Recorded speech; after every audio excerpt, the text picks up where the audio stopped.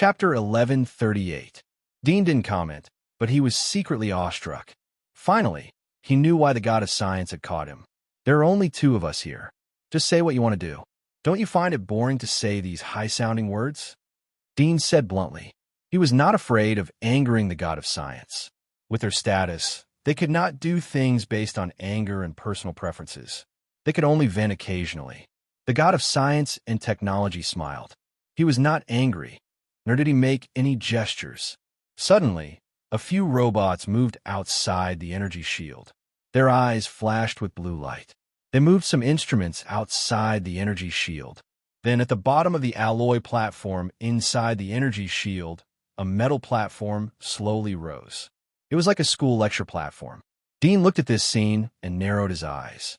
While he was thinking, a strong electric current suddenly came from the ground. Caught off guard, his feet were instantly sucked to the ground. The electric current spread all over his body. He screamed, but before he could resist, he fainted directly. His eyes turned white, and he lost consciousness. The god of science and technology looked at Dean, who had fainted on the ground, with an indifferent expression. He saw that the metal platform was open like a cabinet. There were two eyeball-like holes inside, from which two black lines stretched out like a living snake. They stretched toward Dean and connected to the temples on both sides of his brain. In the coma, countless information suddenly poured into his brain, waking Dean up from his coma. The colorful information was like a dream when he was in a coma. When he woke up, he saw two black lines stretching from the metal platform, like two weird arms. His pupils shrank. He quickly raised his hand to pluck out the two black lines.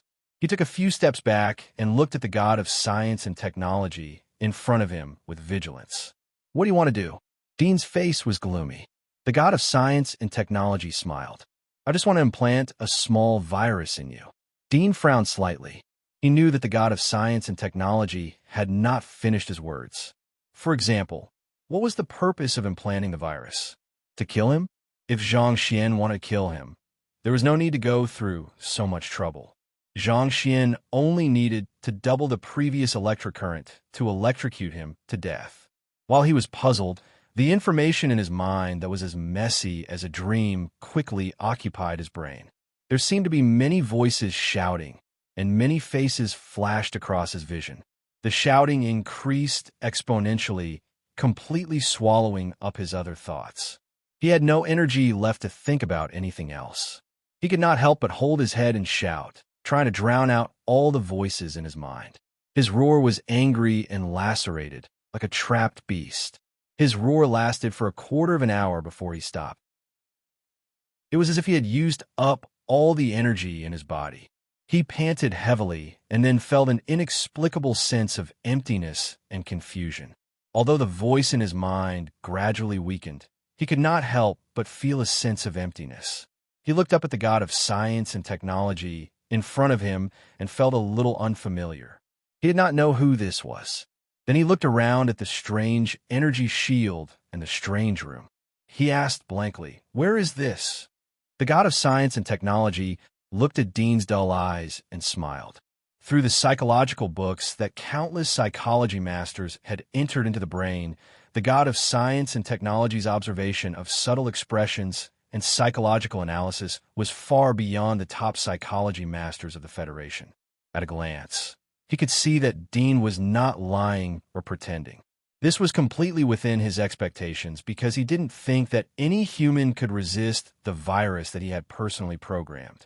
If this virus was put into the core database of any consortium in the Federation, it would be enough to paralyze the database.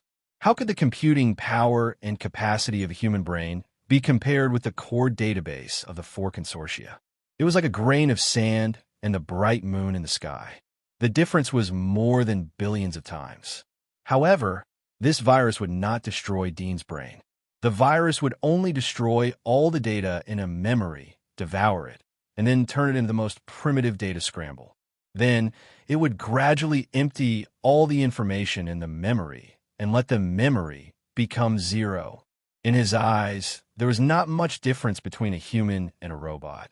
For him, the human brain was just a core database. The so-called memory was just a piece of data. He had the ability to create a robot that was completely no different from a human, but the computing power and IQ was 100 times that of a human. It had autonomous emotions, thinking, logic, and could create itself. This was where his strength came from. The god of science and technology slowly walked towards Dean. The latter saw that the god of science and technology was approaching. His mouth was slightly open and slightly squirming, but he only made vague sounds. It seemed that he had lost the ability to speak. When the god of science and technology completely stood in front of Dean, the latter was already like a fool sitting on the ground in a daze. His eyes were open, but there was no spirit. The god of science and technology knew that the virus in Dean's mind had completely multiplied in an instant and completely devoured his thoughts. Language, body movements, and even instincts had been devoured. The virus that the god of science and technology had personally written was not an exaggeration to say that it was the #1 virus in the Federation. Except for him, no one could solve it. However, in front of the god of science and technology, even the most powerful virus was just an ant that could be destroyed with one blow. After all, in the virtual world, he was the god. Unfortunately, his omniscient and omnipotent power could only be exerted to the extreme in the virtual world. That was why he needed a perfect carrier. And this first batch of God's fetuses created in the old era was undoubtedly the most suitable carrier. With his ability, he could completely restore this carrier to the strength of his previous body as soon as possible, or even surpass it. If you were willing to surrender, you could have kept your consciousness and transferred it to the most powerful mech, making you my most capable subordinate. Unfortunately, you've missed this opportunity, the god of science and technology said softly. The next moment, the surrounding energy shields gradually disappeared, and the 6 layers of energy shields converged one after another. Then, a few robots could be seen carrying a huge glowing light ball, like a round light bulb with a diameter of 4 to 5 meters. The light ball was sent to the metal platform, and the robots retreated to the side. Then they saw that the glowing metal ball extended a golden cable-like wire. The top of the wire was tapered, and it instantly pierced into Dean's forehead, piercing very deeply. Blood seeped out from the wound, but Dean, whose eyes were dull, still had no reaction. He seemed to have even lost the instinct to feel pain. Chapter 1139. When the body of the god of science and technology was completely illusory, Dean, who was connected by the golden optical cable, suddenly trembled slightly. His dull eyes gradually had a trace of consciousness. He blinked and looked at the novel vision. He could clearly see the tiny dust particles floating in the air dozens of meters away. This was the pupil power of an extraordinary body. What a strong body! A smile appeared on his face, but it seemed slightly uncoordinated and a bit strange. After muttering to himself, he closed his eyes again, letting the data and consciousness that poured in from between his eyebrows quickly fill the empty brain. More and more data and consciousness came in, and soon the empty brain suddenly changed. From the emptiness, a large amount of mixed information suddenly multiplied, turned into a data stream, and collided with his consciousness. Humph! His consciousness snorted. Relying on the transmission optical cable connection, his consciousness was still connected to the entire brain and immediately mobilized a set of antivirus decoding that had been arranged long ago into the brain of this body. Soon, the rapidly multiplying and swallowing mixed information melted like ice and snow. Soon, this group of viruses that completely destroyed and swallowed Dean's consciousness and memory were completely erased, not even a mark left. Even as the god of science and technology, he could not restore it. After dealing with this virus, he quickly began his own plundering work. His consciousness poured into all the memory cells in Dean's brain, completely occupying his brain.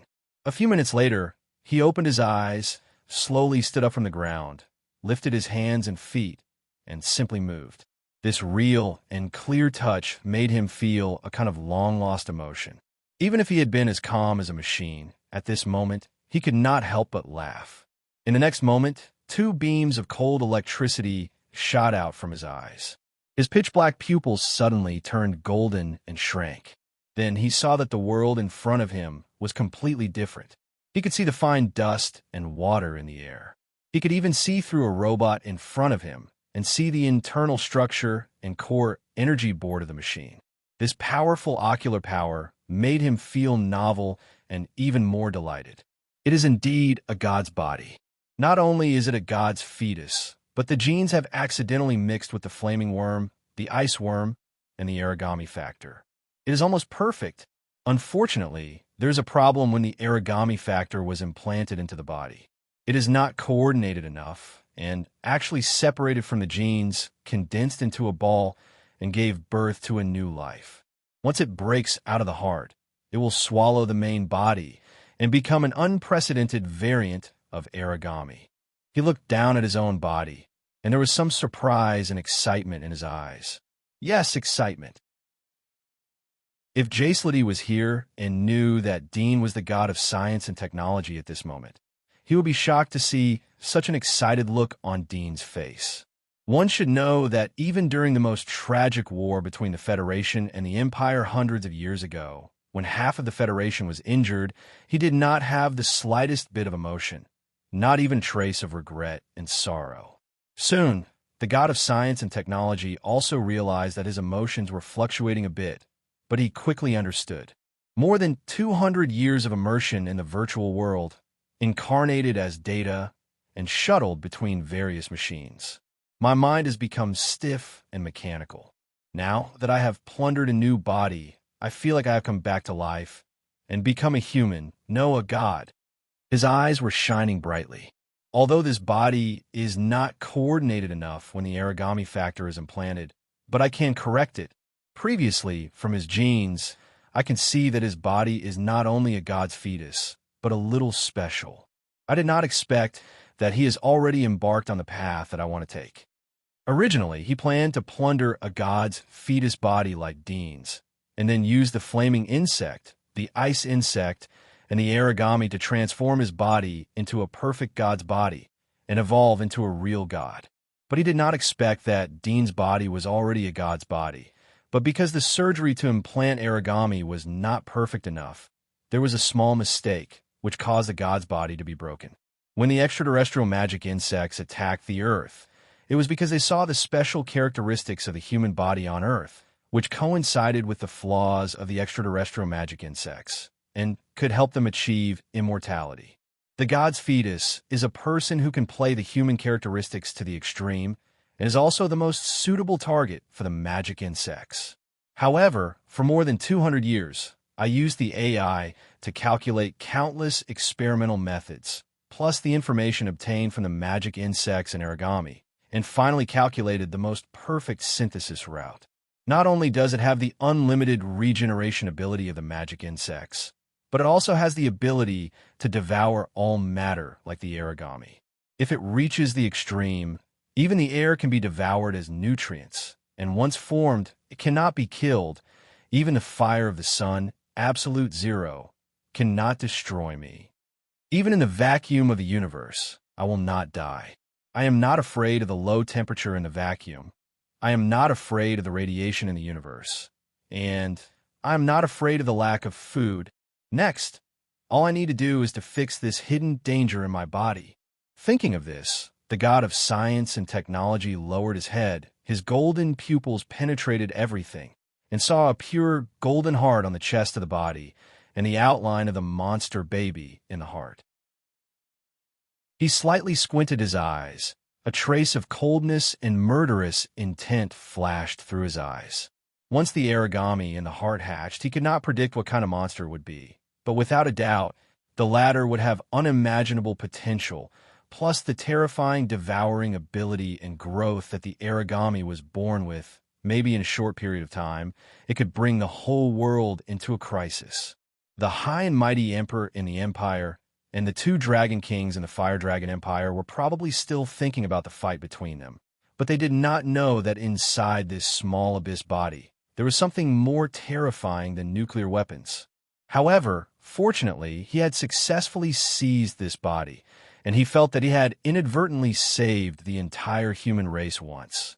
And there was a trace of a mocking smile on the corner of his mouth, but soon his eyes became calm. From now on, he was the master of this body, and naturally, he had to remove this hidden danger. However, in order to remove this heart, I have to find something else to replace it. The god of science and technology's thoughts were very fast, and he could calculate millions of possibilities in a second. There was still a golden optical cable connected to the forehead of Dean's body, and part of his consciousness was still in the brain, so he could use all the computers in the entire Federation to help him calculate. So he quickly thought of the difficulty of removing this hidden danger. This body is, after all, an incomplete divine body. If I rashly remove the heart, it will not take long for me to die. If I replace it with the heart of another person with a strong physique, this heart is just an evolution of ordinary human flesh and blood. Although it is strong, but under the terrifying genes in this body, it will either be melted or crushed. There are only 3 options. Chapter 1140. He came from an empire, and his heart should have been lost there. I can find it from his memory, but his memory was torn apart by the virus, and the virus was erased by me.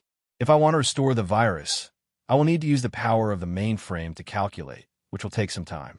Even if I can find his memory and know where his heart was lost, based on his situation, there's a 90% chance that his heart no longer exists in this world. The god of science and technology mumbled to himself and sighed in his heart. He can only put this option aside. The first thing I need to do now is to remove his heart and temporarily replace it with a mechanical heart. Although it will become the weakness of this body, given time, I will be able to find a way to perfectly integrate the origami factor into his body again and form a new heart. At that moment, I will become a perfect life form. Not only will I have extraordinary power, but my consciousness will also be connected to the virtual world. When I create the dream entry system, I will be able to build a dream world and let everyone live in the dream world. Be it on Earth or in the dream world, I will be the only god. Thinking of this, his eyes shone with golden light, and his blood was boiling. After a few breaths, he gradually suppressed the excitement in his heart. The loneliness of being trapped in the virtual world for more than 200 years was released after he obtained this young man's body. At this moment, he had regained his calmness. His eyes were like lightning and extremely cold. He was just about to use his consciousness to connect to the virtual world, to control a robot, to call Lancelot, and the others to come in and listen to his orders. Suddenly, he felt that there was something strange in his head. It was as if there was a tumor stuffed in his head, and he felt a little dizzy. What's going on? He was shocked. Could there be hidden dangers in this body? With a thought, a robot quickly flew over. Its shiny alloy body stood outside the energy shield, acting as a mirror. He looked at the reflective alloy body of the robot and saw his own reflection on it. His face was filled with surprise. He immediately used his X-ray vision to look at his own brain. However, as soon as his pupils saw through the body of the robot, he saw its internal structure. He did not use the reflective body of the robot to see his own brain and body structure. I can't use X-ray vision to look at myself in a mirror. The god of science and technology was stunned for a moment. He immediately used his consciousness to mobilize all the machines on this floor. He could control any machine that was connected to the internet. In the virtual world, rather than saying he was a god, it was better to say he was the strongest virus. Body check scan. The god of science and technology ordered through his consciousness. Several instruments that detected Dean's body data were immediately mobilized. They automatically turned on, flashing green indicator lights. Dean's body data was scanned into the instruments and analyzed quickly. Soon, the god of science and technology saw his own body structure scanned by the instrument. In the image, deep inside his brain, near the back of his head, there was a thumb-sized stone ball. The god of science and technology's eyes widened in shock. However, in the next moment, he felt a sharp pain in his head. The intense pain seemed to be tearing his brain cells apart. The god of science and technology who had not experienced pain for more than 200 years and had not even felt the sensation of touch, was instantly stimulated by the intense pain. Even the part of his consciousness in the virtual world was trembling, causing chaos. At this moment, with Dujo City as the core, many computer systems in the nearby large cities were showing strange, garbled codes. This was a large-scale computer virus situation. Many people were at a loss, thinking that the machines were broken. Some even cursed and cursed angrily.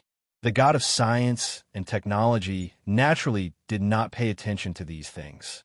At this moment, he did not have the mood or consciousness to pay attention to these things. His mind was filled with pain, and after the intense pain lasted for a few seconds, a turbulent and chaotic consciousness suddenly rushed into his brain.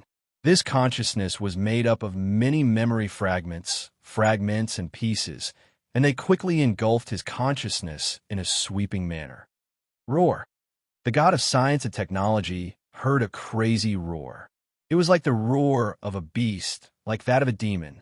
Get out! It was followed by a monstrous roar. It was deafening, like thunder from thousands of miles away. The god of science and technology's consciousness was shaken to the point where he could barely concentrate. This feeling was like trying to solve a complex math problem seriously, but there was a deafening noise next to him. He could not concentrate at all and had a splitting headache. Who are you? Are you the god of science and technology? The youth's body trembled, and his face was full of horror. His eyes protruded, and he held his head with both hands. Then he shouted, "No, I am the god of science and technology. No, my original name is Lin Changsheng. No, it's all wrong. I am Crimson Moon. No, that's a bitch. I am the demon king of the dark church." He looked up to the sky and screamed. His face was filled with pain, and his expression was terrifying. Sharp blades gradually protruded from his body. He looked like a monster. The sharp blades dispersed like black magic energy. Then, a blazing flame ignited on his hair. However, the flame did not burn his hair. This was because the sun beast controlled heat. It allowed his body to absorb the heat energy from the flame. It was like a plastic bag filled with water that could not be burned by fire. He screamed and suddenly bounced up. He hit the energy shield above his head and fell to the ground. Like a beast, he used his head to hit the floor. I am Lin Changsheng. I am the god of science and technology. I have lived for more than 200 years. Disappear from me, you lowly mortal. The youth suddenly roared. His eyes emitted a monstrous cold light, as if he wanted to kill the common people. But the next moment he grabbed his hair and roared, "No, I am Dean. Lin Changsheng is just a dream. That's why I created the dream system." He suddenly roared. His body curled up on the ground. He held his head and roared. His mouth roared indistinctly, and his voice was incomparably painful. After about 10 minutes, his body gradually stopped trembling and slowly came to a rest, as if he had experienced an intense hand-to-hand combat. He felt his entire body was drenched in sweat, but when he sat up, he could not help but laugh out loud. I won. He clenched his fists tightly. The smile on his face disappeared, and it was filled with hatred and anger. You were smart and cautious, but in the end, you still made a wrong move. He slightly sneered, but his eyes were filled with killing intent. It's over. Even if you held back, so what? In terms of memory and willpower, I will not lose to anyone. Chapter 1141. This battle of consciousness had made the god of science and technology extremely tired. He sat down and rested for a while before he felt a little better. Now this body is mine. Once I cure this body, who in this world can stop me? Lin Changsheng? The god of science and technology's eyes lit up as he sneered. His consciousness connected to the part of consciousness in the virtual world through the golden optical cable on his forehead. He ordered, "Prepare a laboratory for me immediately and 2 origami corpses. I want to conduct an experiment."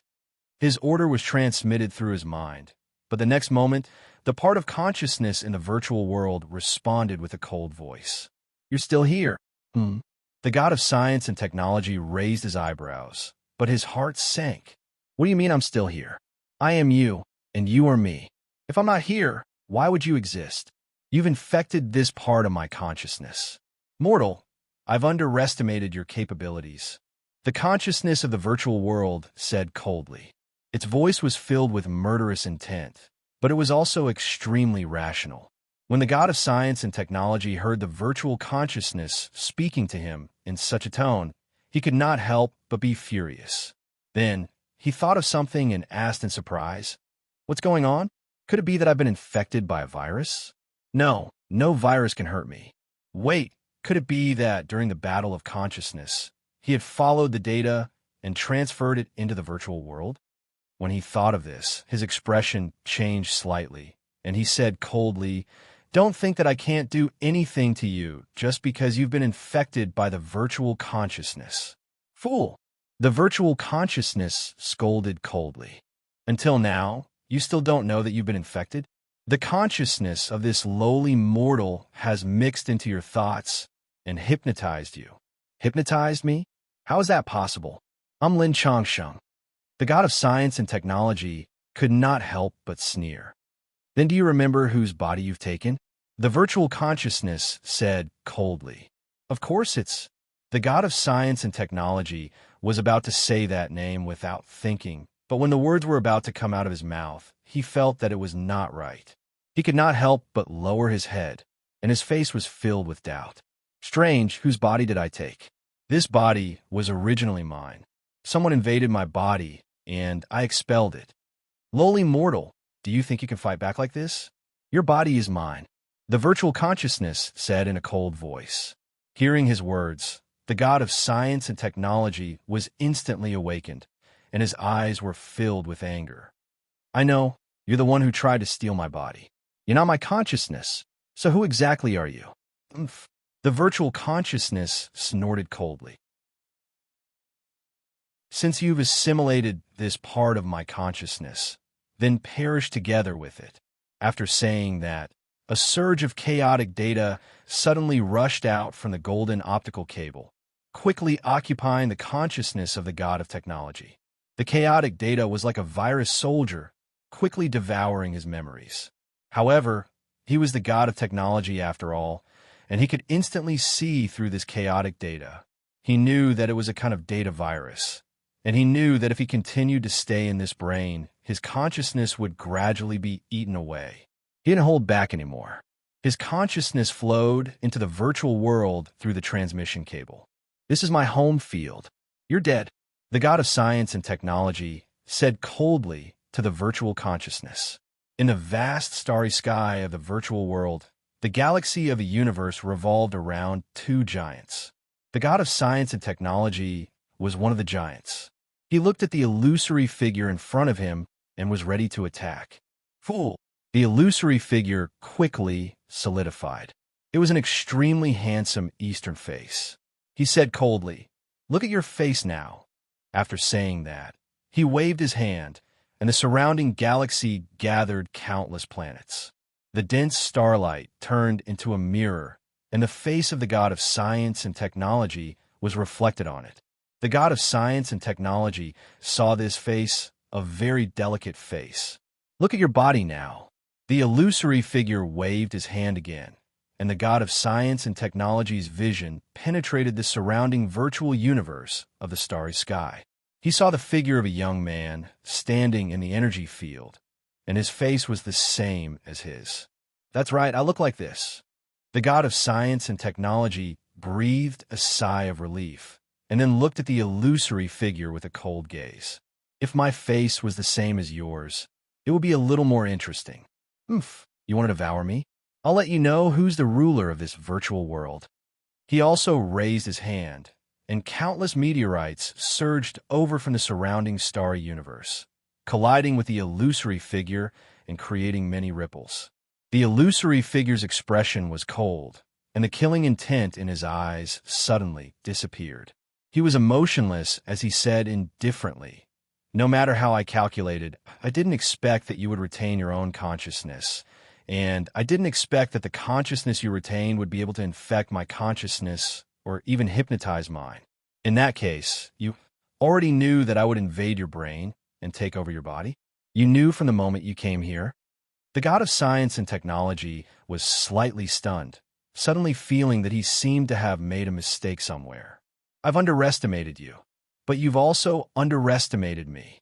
The illusory figure's eyes suddenly burst with cold light. To me, this part of my consciousness can be created again at any time. You've hypnotized and infected him, wanting to use my own consciousness to deal with myself. But you don't know that before invading your brain, the reason why this part of my consciousness was left in the virtual world was to deal with such a contingency. The god of science and technology was stunned, somewhat at a loss as a thought flashed through his mind. Could it be that I've really made a mistake?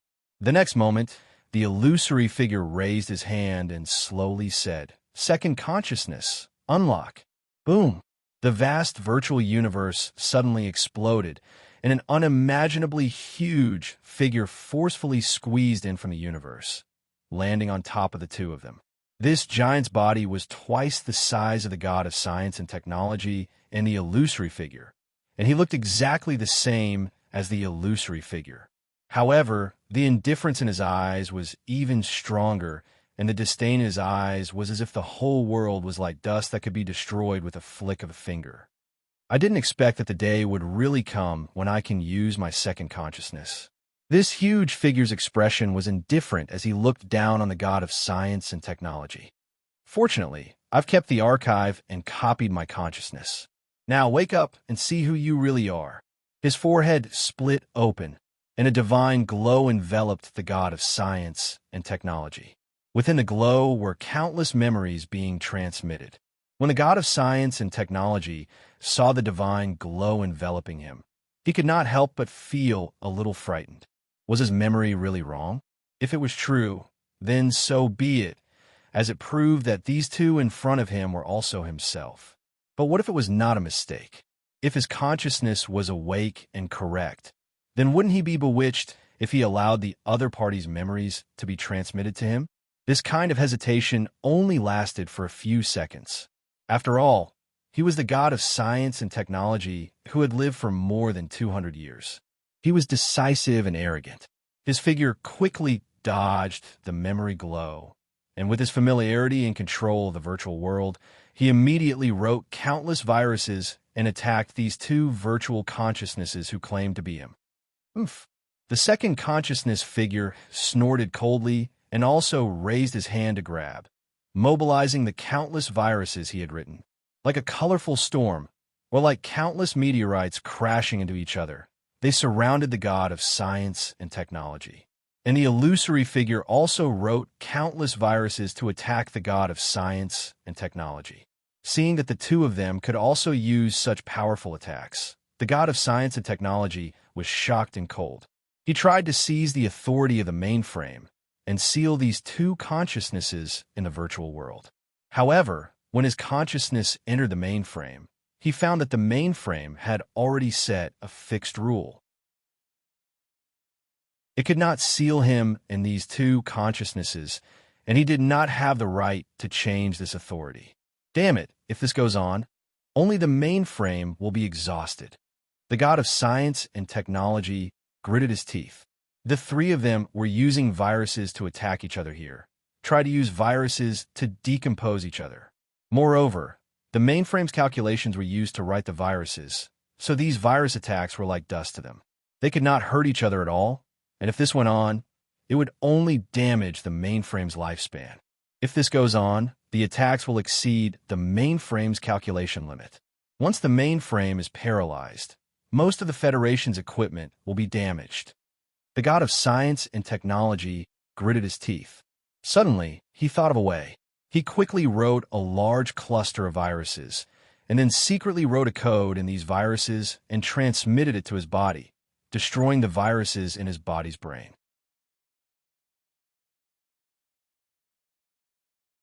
Chapter 1142. He retreated into that human's body.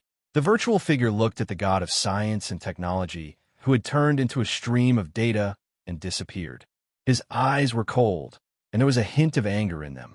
He was proud and had calculated everything, but he was defeated by an ant-like human. It was unbearable. What the hell is going on? The second consciousness looked at the virtual figure and frowned slightly. He had just unlocked the memory chip, and his memory was still at the moment when he was saved. Although he saw this strange situation after coming out, he used the computing power of the Cortex Prime to think of thousands of possibilities and guesses in a second, and even had some guesses about the real situation, but he still had to confirm it. The gaze of the virtual figure no longer lingered on the place where the god of science and technology had disappeared. It looked up at him and said, "I split a part of my consciousness to enter his body, but an accident happened. From the last image that the part of my consciousness sent back before it became chaotic, this mortal already knew why I had captured him. He had long since prepared a trap and a counterattack." I know, but the problem is, even if he was prepared, what could he do?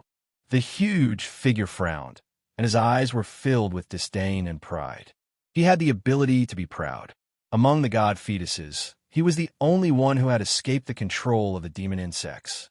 Even the demon insects that had invaded the earth did not know of his existence, so he could hide in the virtual world and wait for an opportunity to counterattack. Once he seized Dean's body, it meant that he had enough power to launch a counterattack and even defeat the demon insects and become the master of this world. Success was right in front of him, but there was an accident. However, the accident was not caused by his overconfidence and conceit. In fact, although he was arrogant, he would never underestimate his enemy.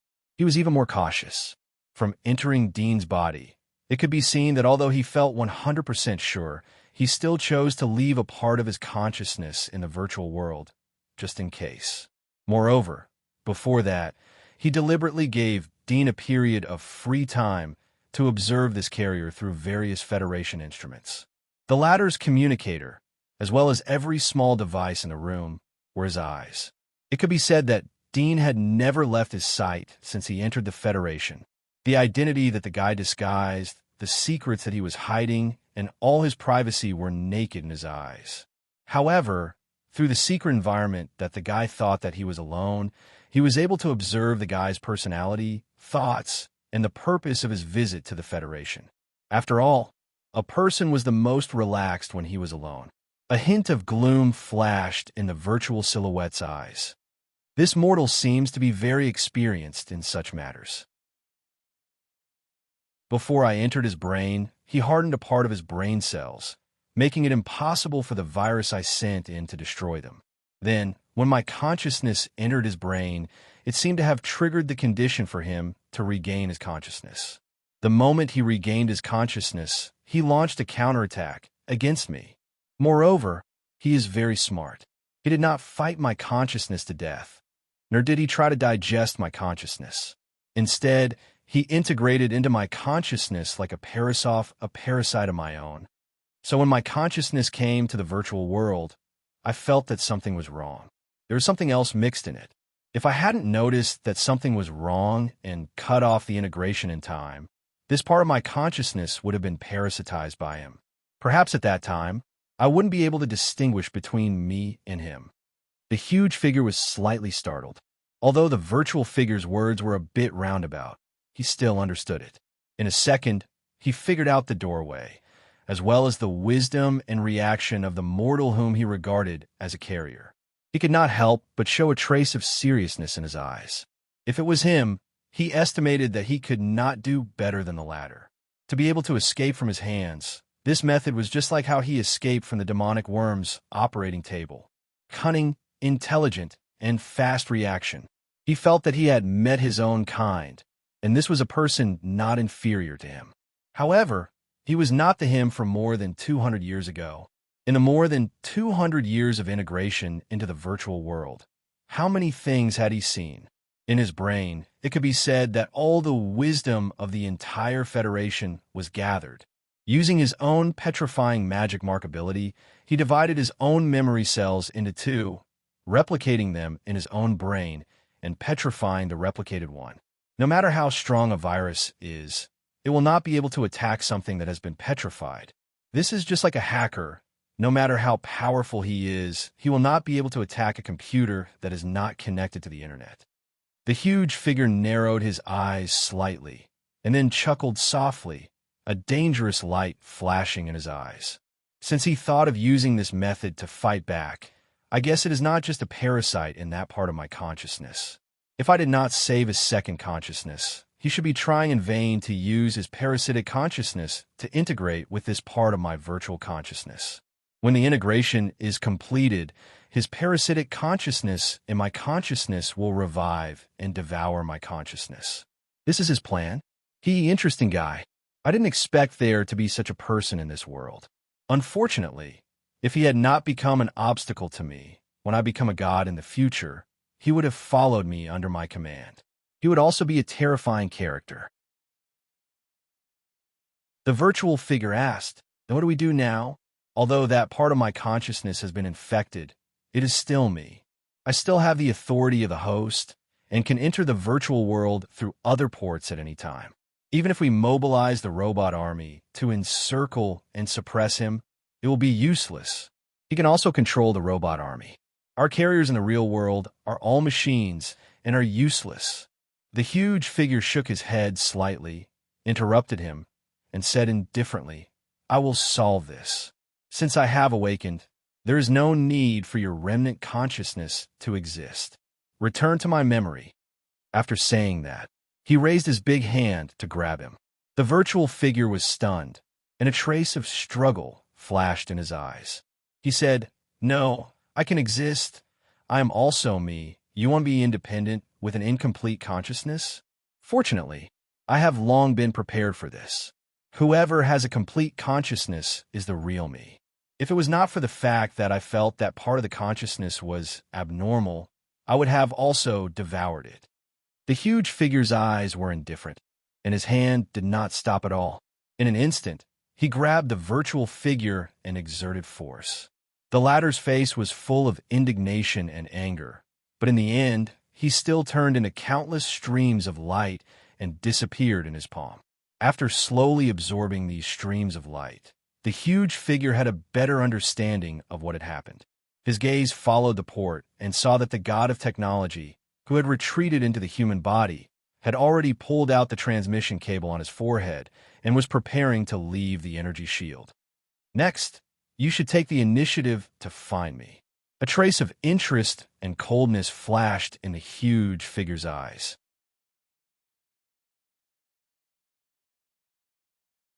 Chapter 1143. I'm finally out.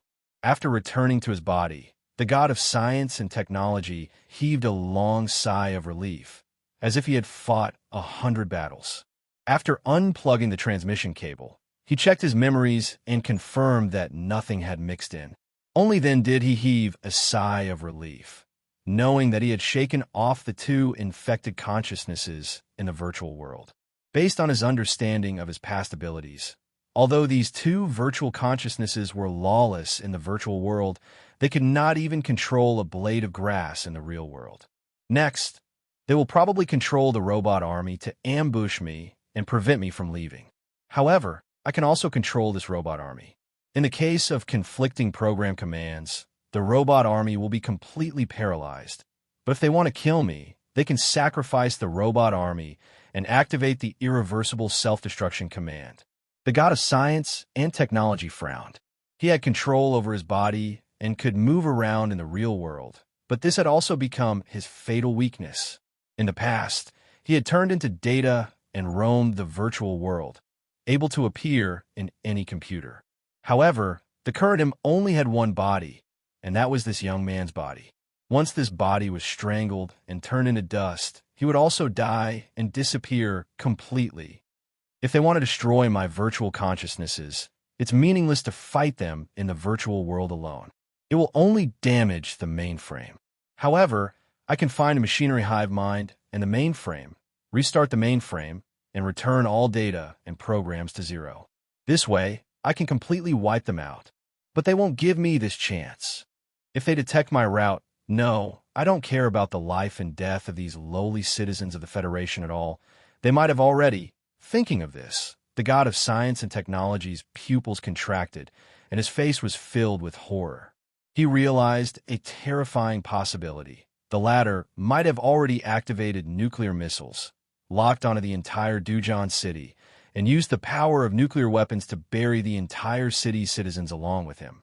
This idea was a little crazy, but it was not impossible. Only he himself understood himself the best. The god of science and technology knew very well how cold and cruel his heart was. If there was an existence that threatened him, he would not hesitate even if he had to destroy more than half of the Federation. As for these Federation citizens, with the reproduction ability of humans, they would be born in a few decades. If he adjusted the gap between the rich and the poor, a little poverty alleviation would be enough to increase the population by several times. These thoughts flashed through his mind in less than half a minute. When he came to his senses, he realized that he had wasted precious half a minute of time. At the same time, he sighed at his thinking speed. If it was before, with the help of the mainframe, even if there were thousands of times more thoughts, it would still turn in a second. This also made him realize that his current computing ability could no longer be compared to the two consciousnesses in the virtual world. I have to leave the Federation. He made a decision in his heart and immediately mobilized several robots around him to shut down the energy shield and rush out of the energy shield. At the same time, he opened the door to the basement. Jaislady was standing outside the door. He was surprised when he saw the door open. His face changed as he saw Dean coming out of the door. He was surprised. "Clear a path for me. I want to go out for a while." "Now," the god of science and technology said coldly. When Jaislady heard Dean's indifferent tone, he knew that the plan of the god of science and technology had been successfully completed. He couldn't help but feel a bit of regret in his heart. However, he hid it well and didn't reveal any of it. He also didn't suspect that Dean was deliberately pretending. After all, apart from him, only the invincible god of science and technology in the virtual world could use the door and the energy shield at will. At the same time, the latter secretly closed the energy barrier, opened the door, and walked out. He felt that the other party was hinting to him. Not only did he come to the real world and possess the body of a powerful demon, he also retained the ability to move freely in the virtual world. Virtual and reality, both were the strongest. "Yes, sir." He bowed his head respectfully and quickly passed down the order through his communicator. At this moment, the entire Dujan city revolved around the Terrace Consortium. A railway that carried countless passengers on weekdays had stopped and was emptied of passengers just to wait for Dean's arrival. The airport was completely shut down and gave up the route, waiting for only one person to come and set sail. For a time, the citizens of Dujan City were filled with complaints.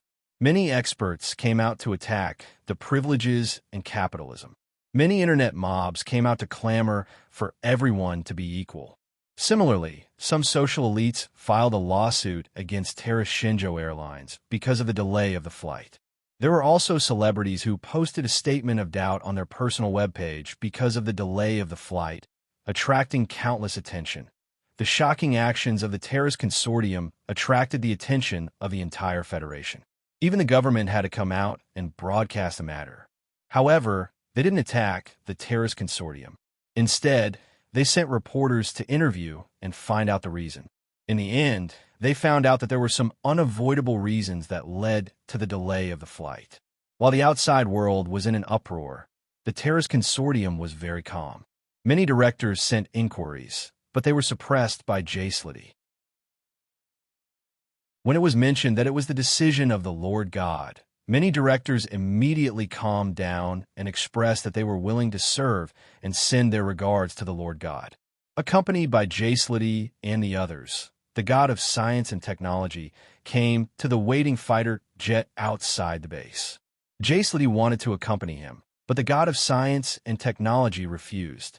He could only watch as the god of science and technology boarded the fighter jet. They probably wouldn't dare to activate the nuclear weapons. After boarding the fighter jet, the god of science and technology gradually calmed down. He realized that ever since he had entered this human body, his emotions were easily affected. He couldn't be as cold as he used to be, and he wouldn't change his expression even if a mountain collapsed before him. They should know the condition of my body. Even if the nuclear weapons were to be launched, I would be able to sense them in advance and avoid the core of the nuclear explosion. The god of science and technology thought to himself. The god of science and technology thought to himself. He had long since mastered this body and knew it like the back of his hand. It was as if this body had always been his body. There was no sense of unfamiliarity, and he naturally knew the abilities and strengths of this body. The most terrifying thing about nuclear weapons was the high-temperature radiation in the core of the explosion. However, this body had a magic mark called the Sun Beast, and its ability was to control heat. As long as he wasn't surrounded by the tens of millions or even hundreds of millions of degrees Celsius in the core of the explosion, he could control the heat quickly and reduce it to a level that his body could withstand. As for the nuclear radiation, he could also resist it by petrifying his body.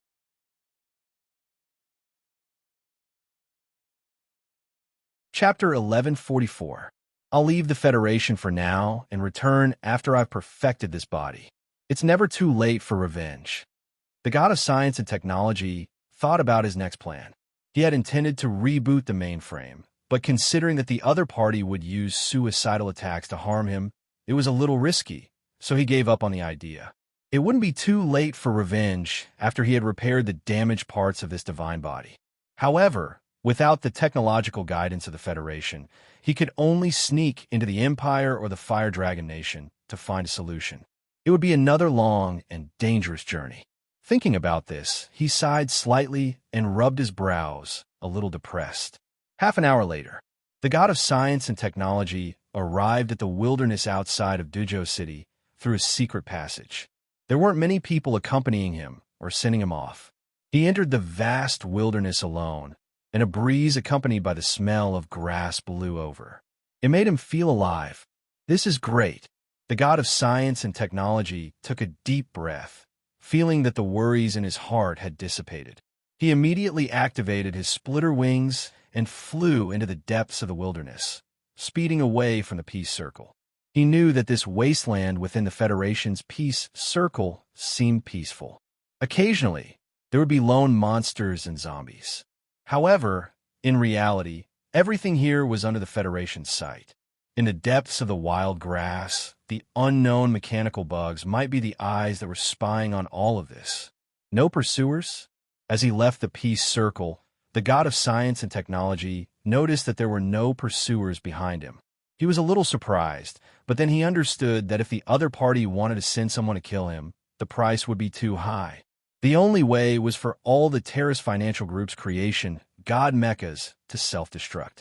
Even so, it was unknown whether or not they could kill him. After all, he existed in this young man's body, and he was also the owner of the mecha. After heaving a sigh of relief, the god of science and technology went deep into the area of demons outside the peace circle. Here, he could vaguely see the remains of human mechas buried in the soil. The mechas were all made of special alloys. Even after being soaked in the rain and soil, there were no signs of rust, but their colors were no longer as bright. Soon, the god of science and technology encountered the demons that were scuttling out of the forest, courting death. The god of science and technology's eyes flashed with cold electricity. He raised his hand, and a sharp blade extended out like a whip, cutting off the head of the giant serpent monster. Blood splattered all over the ground. The feeling of battle gave him an inexplicable sense of exhilaration. Perhaps it was because he had stayed in the virtual world for too long that he had finally regained his human senses and sense of smell. This made him feel a sense of excitement from the bottom of his heart. The smell of fresh blood attracted other wandering demons. As soon as they appeared, they were targeted by the god of science and technology, who rushed over and killed them instantly. Stepping on the corpses of the monsters, the god of science and technology ventured deeper into the forest. Aside from encountering monsters along the way, he also encountered a team of mechs sent by the Federation to explore the monsters' territory. There were 6 of them in total. One of them was the Titan mech with extremely strong defense, comparable to a level 8 mech. The other was the Spider Queen mech that excelled in perception, able to release a large number of small robotic spiders that covered the surrounding area. There was also the flame of the goddess mech that specialized in long-range attacks. It controlled a few cannons and dealt wild damage. There was also the close combat mech ghost swordsman. It was graceful and agile, able to change directions in the air with the help of magnetic fields. It had great combat ability, but it was also extremely difficult to operate. With just a glance, the god of science and technology recognized the models and combat abilities of these mechs. He even knew their strengths and weaknesses. After all, these were genuine mechs produced by the Terrace Financial Group. Those master mech designers had already recorded the blueprints into the mainframe, which was equivalent to recording them into his brain. Those who see me shall die. The god of science and technology did not hold back. He turned into a demon slashing body, like an Azura that had crawled out of hell. Waving his sharp blades, he pounced at the few mechs. Without any suspense, the battle was completely one-sided. These indestructible mechs were easily sliced apart like tofu in front of the demon slashing body. The pilots and the mechs were all indescribably shocked. Their eyes widened, and they could only cry out the word demon before they died. After torturing and killing this team of exploratory mech soldiers, the god of science and technology continued to venture deeper. The demons he encountered were getting stronger and stronger, but he had no intention of retreating. Instead, in the continuous battles, he felt more and more at ease. It was as if he had been fighting like this for many years and had incomparably deep experience. And as the battles went on, that long-lost sense of familiarity gradually returned, making him obsessed. He felt that his control over his body was becoming more and more flexible. In the middle of the night, beside a lake in the forest,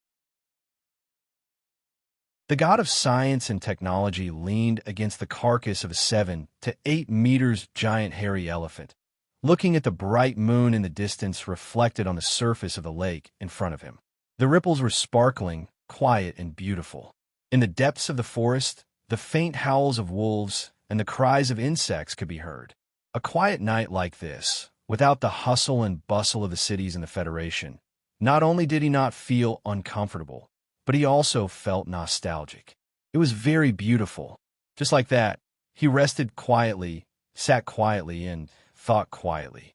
He squinted his eyes, enjoying the peace at this moment. His gaze also unknowingly became extremely gentle. After an unknown amount of time, suddenly, he had a feeling in his heart.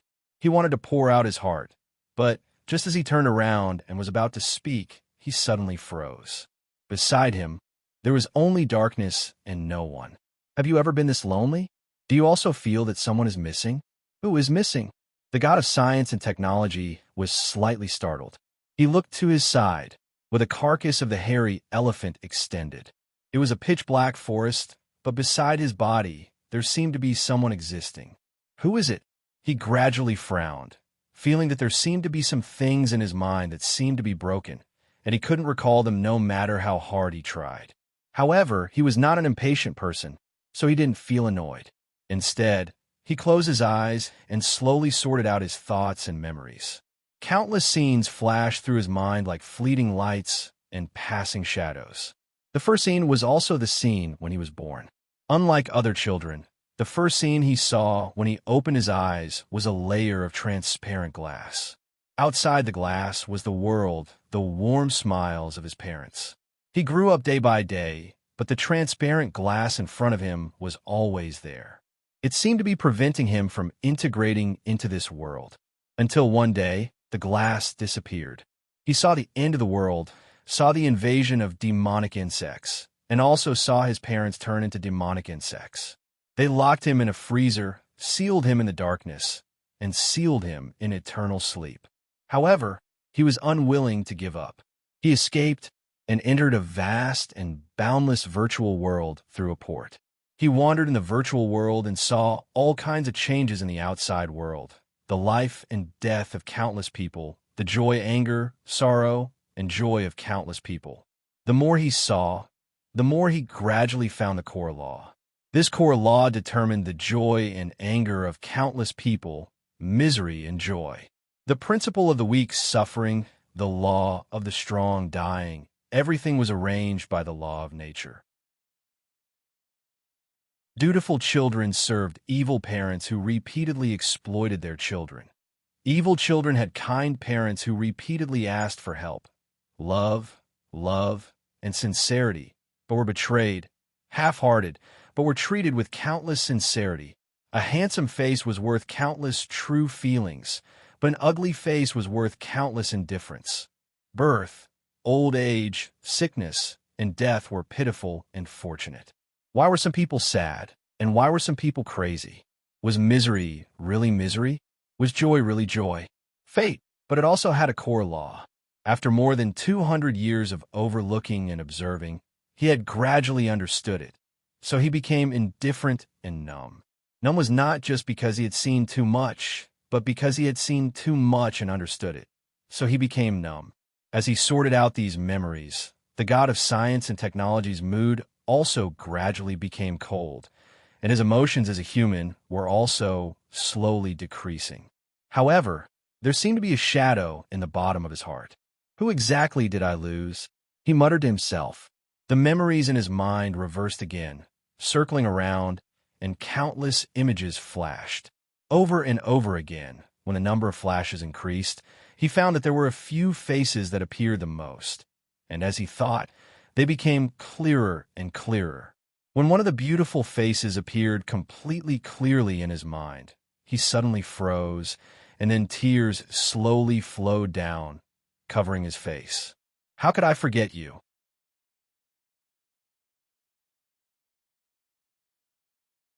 Chapter 1145. The sadness at this moment made the teenager choke with sobs. There was no trace of cold-blooded decisiveness in his body. Instead, he was like an ordinary weak teenager. His fingers clenched into fists.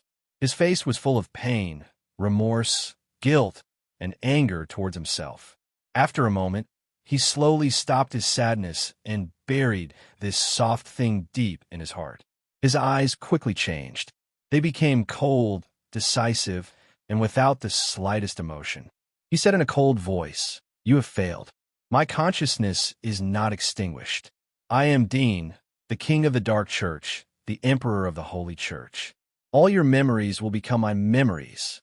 No, impossible. Suddenly, his face was full of shock. He shouted angrily, "What bullshit, Dean? I am the god of science and technology. I am Lin Changsheng. You are just a poor person who has seen the outside world from the virtual world for more than 200 years. Ant-like thing, I've read your stupid and ridiculous story long ago. Abandoned by your lover, imprisoned, and watching your lover die tragically in front of your eyes, yet unable to do anything. How can a weak trash like you be compared to me?" Really? His face suddenly changed again. He was indifferent. "You said that I am just a passerby that you have seen. Then why do you know so much about me? Why do you know about my things? Is there anything in this world that can hide from my eyes? In the Federation, I know about anyone's things." He sneered again, but as soon as he finished his words, he suddenly frowned. It seemed that something was wrong. "Do you remember? Where did those scenes you saw happen?" He sneered. The next moment, his expression abruptly changed. He clutched his head in pain, rolled on the ground, and roared like a wild beast. At the same time, in the depths of his mind, the originally chaotic memories were suddenly torn apart at this moment. A piece of memory was torn into two, transforming into two consciousnesses. The moment these two consciousnesses appeared, they collided fiercely and fought with each other. They sent out countless thoughts in an attempt to hypnotize, assimilate, and devour each other. "Damn you! You are still alive. How dare you sneak into my memory? Damn it!" One of the consciousnesses was extremely angry. He was the god of science and technology, Lin Changsheng. Now he had completely remembered everything. He had extracted Dean from his memory. He remembered who he was and those memories that belonged to him. At the same time, he also knew that because Dean had mixed into his memory, all the things he had done before seemed so ridiculous, and he almost fought with himself. "This is my body, my battlefield. Previously, I was unable to devour all of your memories, only a portion. Then I took the opportunity to merge my memories into yours, making you think that you had devoured me. Now, without the consciousness of the virtual world to back you up, without the mainframe to help you calculate, you are nothing. Feng Luo's eyes flashed with a cold glint in his eyes as he stared at Feng Luo. The other consciousness said coldly. It was Dean. His voice was full of killing intent and confidence. But only he knew that the purpose of showing such confidence was to attack the opponent's momentum in the upcoming battle. Now, the two consciousnesses were in conflict in his mind. Although the god of science and technology did not have the help of the virtual mainframe to calculate and lost the half of his consciousness left in the virtual world, he still could not be underestimated. And this time, if he lost, he would be digested until there was nothing left. It was like the first personality and the second personality in the body were fighting. When the result was out, it meant that the body was cured. There would be no second personality, only one consciousness. Damn you! The god of science and technology was furious. He never thought that he would be forced to this point by an ant-like prey. When he removed Dean from his memory, he understood everything. He also knew the reasons why he fell into this situation. From the beginning, when Dean came to the Federation, the data of the physical examination was transmitted to the virtual world. He knew from the mainframe. In the virtual world, the mainframe was equivalent to his brain. Otherwise, he would not pay attention to the physical examination data of a border mecha operator. However, when he knew Dean's identity, he was ecstatic. He did not order people to capture him directly. Instead, he wanted to see what this ant wanted to do by sneaking into the Federation. Why would a divine fetus sneak into the Federation from the demon race? Didn't the Emperor know that the Federation was his territory? Dean lurked, disguised, killed, and did all kinds of things. Through these things, the god of science had a deeper understanding of Dean's character. He even guessed that Dean's purpose in coming to the Federation was to find a way to cure the Walking Dead. And the reason was probably to cure his relatives or lovers. Although this kind of kinship and love relationship was only a laughable consolation between humans in his eyes, he knew that these stubborn ants who could not see through the truth cared a lot about these things. If not for the Blood Moon, he would not have forcibly captured Dean so early. Because Dean was under his eyes and under his control from the beginning to the end, he did not care too much about Dean. He even allowed Dean to join the Randy Company. Even though he knew that doing so would expose some things, he did not care. After all, in this Federation, even if Dean knew his existence and what he was going to do, so what? Even if the Emperor of the Demon Race came, he would still be at his mercy. However, he didn't expect that the result would be like this. The reason was not because he was too arrogant or careless, but because he understood his own flaws. Dean had long been aware of this flaw, and this flaw had long been seen through by Dean. Dean had laid a trap for him. The flaw was that although he knew everything, he could not know everyone's thoughts at this moment. He could roughly analyze these people's thoughts through psychological analysis, but in the end, he could not penetrate into their brains. This was also the reason why he made the dream system. He wanted to completely control all life. However, for the god of science, this was just a deepening of his desire to control. In his view, it was not a flaw. For example, if a human could not fly, would he regard it as his own flaw? Of course not. But at this moment, because of this, he suffered a loss and fell. Only then did he know how fatal this flaw was. Perhaps, before he had sent the Creator's armor to capture Dean, the latter had already been aware of his intentions. Even the escape and capture of Dean may have been planned by the other party, copying out a copy of the brain's memory and petrifying it. This was not only the ultimate control of the body's cells, but also a person with extremely strong willpower could do it. It was thousands of times more difficult than copying the memory with the help of the mainframe system. You already knew that I would plunder your body, but why did you dare to mix your own memory into my memory? Let my memory be the dominant one, so that you would not expose yourself and also avoid being destroyed. Instead, it would make my memory wrong and be rejected by my virtual memory.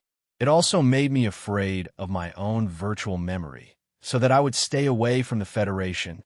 The god of science and technology couldn't help but be angry. At the same time, he was also shocked. This was a terrible plan that was not inferior to his. The most important thing was that he couldn't figure out why the other party was so bold.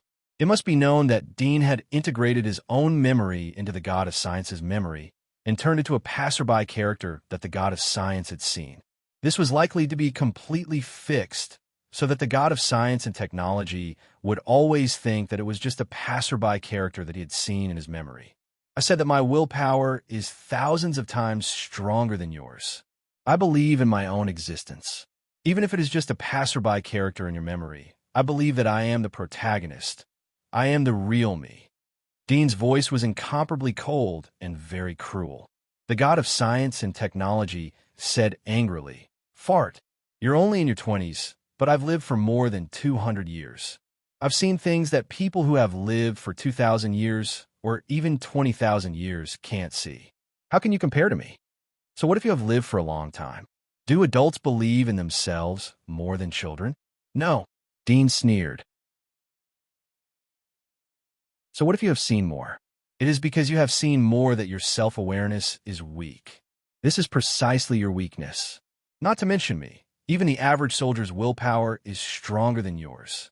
You have used the Federation's mainframe and countless smart devices to monitor the entire Federation. You have seen countless people's joys and sorrows, life and death. Can you still distinguish who is who? Who are you? Who are you?" The god of science felt that Dean's words were like a sword that pierced his heart, making him angry. But soon he suddenly realized that the purpose of Dean's words was obviously to hit him. This meant that the other party didn't have the confidence to defeat him. "My consciousness is weak." Ridiculous. The god of science and technology calmed down after thinking it through. He sneered. "You don't understand how terrifying my willpower has been tempered for 200 years. With your consciousness of more than 20 years, do you think you can compete with me?" Dean indifferently said, "In my opinion, you are just a chicken and a stray dog. You have long lost your consciousness. You don't even think that you are a human. You don't have love or hate. You only have rights. You just want to rule everyone. But you don't know what you can do even if you rule everyone. You're just born to rule. The world needs something to rule everyone. You are that thing. You are not a human, and you don't deserve to talk to me about willpower. I'm not a human because I am a god." The god of science and technology sneered. "How can you understand the will of a god? I don't know what a god is, but I know what a dog is." Dean retorted. "You think that you are a god overlooking all sentient beings. You don't get angry when your subordinates die. You don't feel sad for them. You think that life and death is up to fate. You know the cause of their death, the cause and effect, and even the reason why they came to this step, including their future achievements. You are omniscient and omnipotent. But because of this, you are ignorant and fearless. Even a dog will bark a few times when its owner who has raised it for a few years passes away. But you won't. So you are not as good as a dog.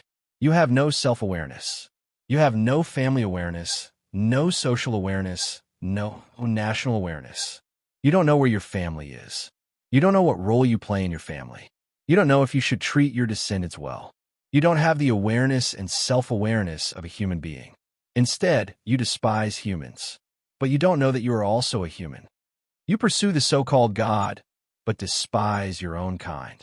You think that God is noble and omnipotent while humans are lowly and stupid. The most ridiculous thing is that you don't have the awareness of a human being, but you perfectly inherit the human nature. It is human instinct to pursue beauty and abandon the dregs. Unfortunately, if you don't have your own force field and awareness, then what is the difference between you and a beast? The strength of human beings lies in constant self-restraint and self-cultivation. So you're neither a powerful person nor a noble god. You are just a dog living in the gap between humans and beasts. Nonsense. The god of science and technology was furious. He roared, "Do you think that you could defeat my faith with just a few words? You're saying all this just to strike a blow to my willpower. But you are wrong. The more you say this, the more it proves that my willpower is stronger than yours. Once I kill you, I will return to the Federation. From today onwards, I, Lin Chongsheng, will be the supreme god in this world. As for you, you are just an ant, ignorant, lowly human. Is that so? Dean's voice was ghostly and cold. Do you know why I dare to take the risk of merging into your memory? Because I know that I can eventually break away from your memory. Because my faith is strong enough. I believe in myself. Also because your memory is weak and vulnerable. My obsession is deeper than yours. I have a reason to live. I have a reason to believe in myself. Because there's a person waiting for me. She belongs to me. So I must live for her. I must live with my will. Go to hell. The god of science and technology roared. His consciousness collided with Dean's. Countless memories collided with each other. They used their faith to attack each other. In an instant, countless hypnotic words were used to attack each other. They suppressed each other's arrogance and will. In the quiet forest, the howls of pain were especially loud. The suppressed howls of the wolves in the distance gradually disappeared. Only the mournful howls of pain were left. They were mixed with roars from time to time. The rustling of the leaves sounded like a gentle breeze, and a few green lanterns lit up in the darkness. When he slowly walked out of the forest, he discovered that it was a dire wolf that was 5 or 6 meters tall. It had a huge body and long fangs.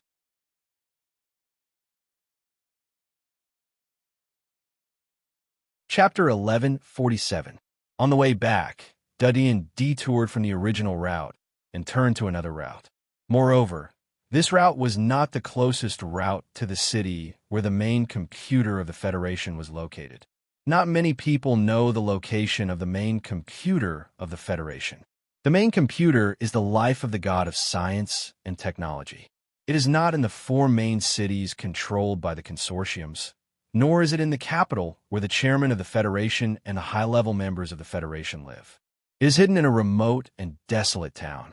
The environment of this small town is harsh, and there are very few residents. Most of them are robots. These robots are soldiers made by the god of science and technology. They are personally commanded by him. It is because of these robots and his invincible power in the virtual world that he is able to dominate the real world. Even the Terra's consortium is just his puppet and spokesperson. The other 3 consortiums are just his pawns. They don't even know about his existence. If I want to kill him, I either have to destroy the main computer or turn it off and reset. Obviously, the first is easier than the second. However, if I just turn off and reset the main computer will still exist. I can also learn his method and connect part of my consciousness into the virtual world. I can control the Federation and replace his position. Or I can program an AI butler in the virtual world to replace me in managing the Federation. Or I can create a mobile port so that I can enter the virtual world of the Federation anytime and anywhere and know everything about the Federation. Dudian jumped between the trees. His speed was not fast. He was recovering his physical strength while thinking about countermeasures. It was extremely dangerous to return to destroy the god of science and technology. It was reasonable to say that the best way was to leave and come back in the future when he had enough strength. This was also the path chosen by the part of the god of science and technology who was infected by him. But time would not wait for him. The longer he waited, the more likely it was that Aisha would have an accident. However, he was not acting rashly. According to the thinking of ordinary people, the god of science and technology, with the help of the mainframe, had a computing power that was 1,000 times greater than his. In terms of intelligence, strategy, and deployment, it was far beyond his human brain's reach. But he did not think so. The god of science and technology had opened a backup second consciousness and controlled the Federation with the help of the main computer. The entire machinery of the Federation was his power. It was difficult to fight with him, but it was not without hope. His computing power was strong, and he was 100 times smarter than him. But so what? 1 + 1 = 2.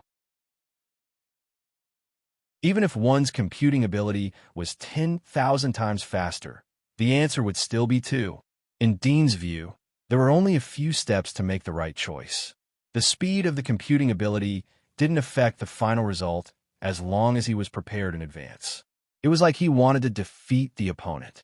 There were only two choices: destroy or reset.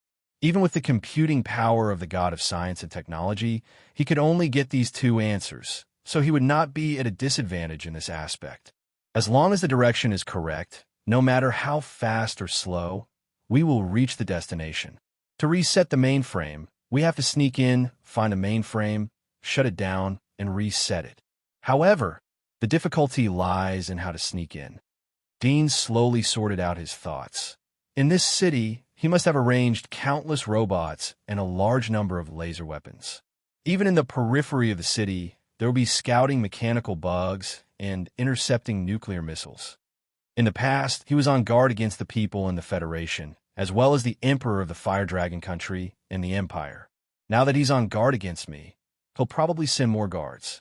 If I were him, I would have made preparations to prevent me from destroying his mainframe. How will he prevent it? Dean frowned slightly and tried to put himself in the god of science and technology's shoes.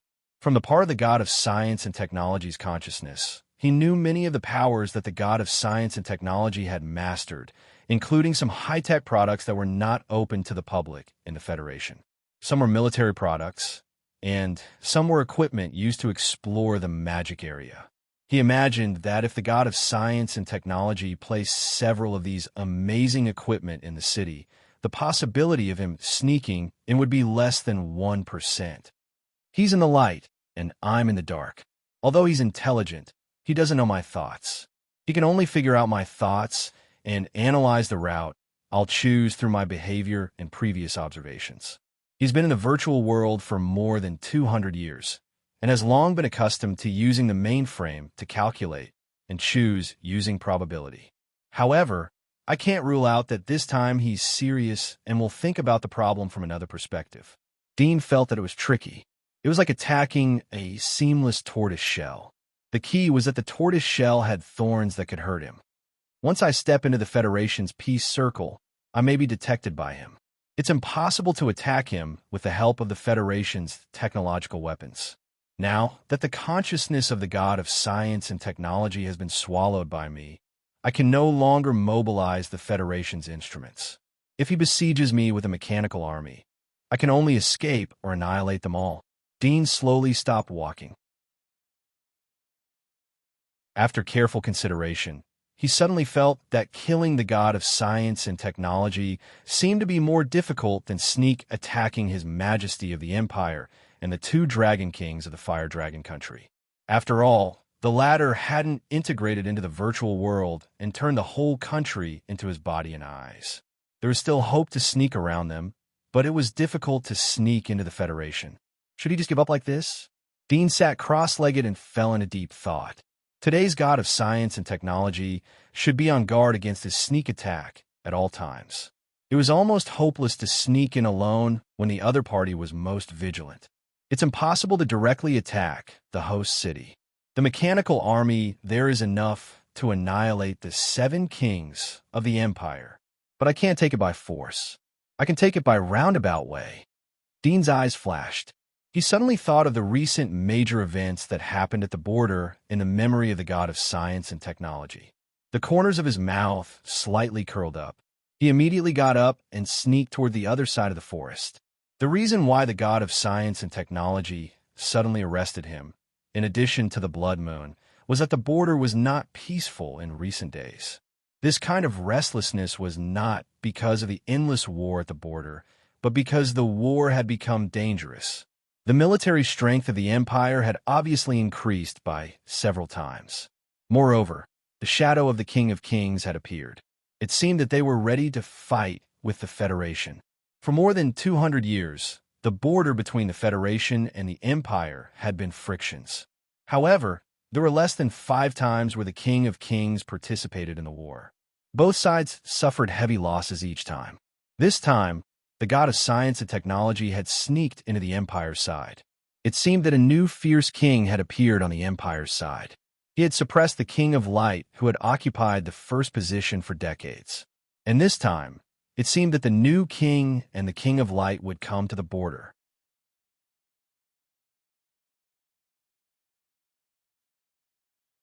Chapter 1148. The moonlight paved the way, and the shadows of the forest scattered like the hair of a witch. Scarlet or green eyes shuttled through the forest.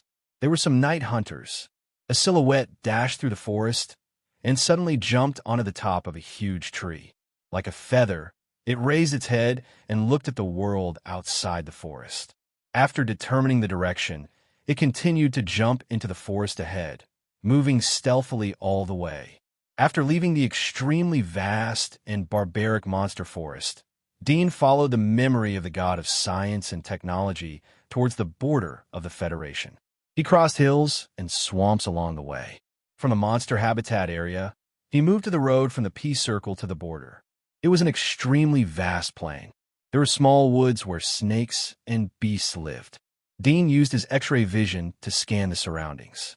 Soon he saw a set of footprints and huge tire marks. The grass on the plain had been trampled into the mud. He got closer and observed a little.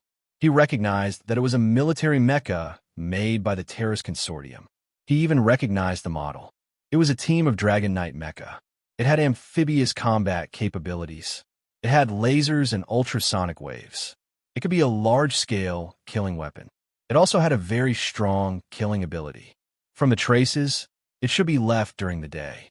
The crushed grass is still very fresh. Dean's eyes flashed as he followed the traces. Along the way, he passed by a small forest. Suddenly his eyes moved. There was a trace of surprise in his heart. He quietly hid his figure and quickly approached the small forest. When he was less than 5 li away from the small forest, he suddenly sped up. He didn't care about exposing his whereabouts and activated his flame cutter wings. Like a demon of the night, he rushed into the small forest that was thousands of mu in size. Damn it, run! A whistling sound came from the quiet small forest. The leaves trembled. Several shadows quickly jumped out of the small forest and fled to the other side. However, Dean broke out at full speed. He was like a hunter. He quickly approached the shadows at a speed visible to the naked eye. It only took him 10 seconds to catch up with the shadows. These people had also noticed this scene, and their faces paled in shock. They had not expected to encounter such a terrifying person, and it was not a Federation mecha, but more like one of their own. However, from the aggressive manner in which the other party was approaching them, it was clear that he did not have good intentions. They knew that the Federation had collected their technology and genes, and had also secretly created some magic mark warriors that were similar to them. They immediately determined that Dean was a war machine cultivated by the Federation. Split up and run. Serena, send a message back. Tell them that we've encountered a demon raised by the Federation.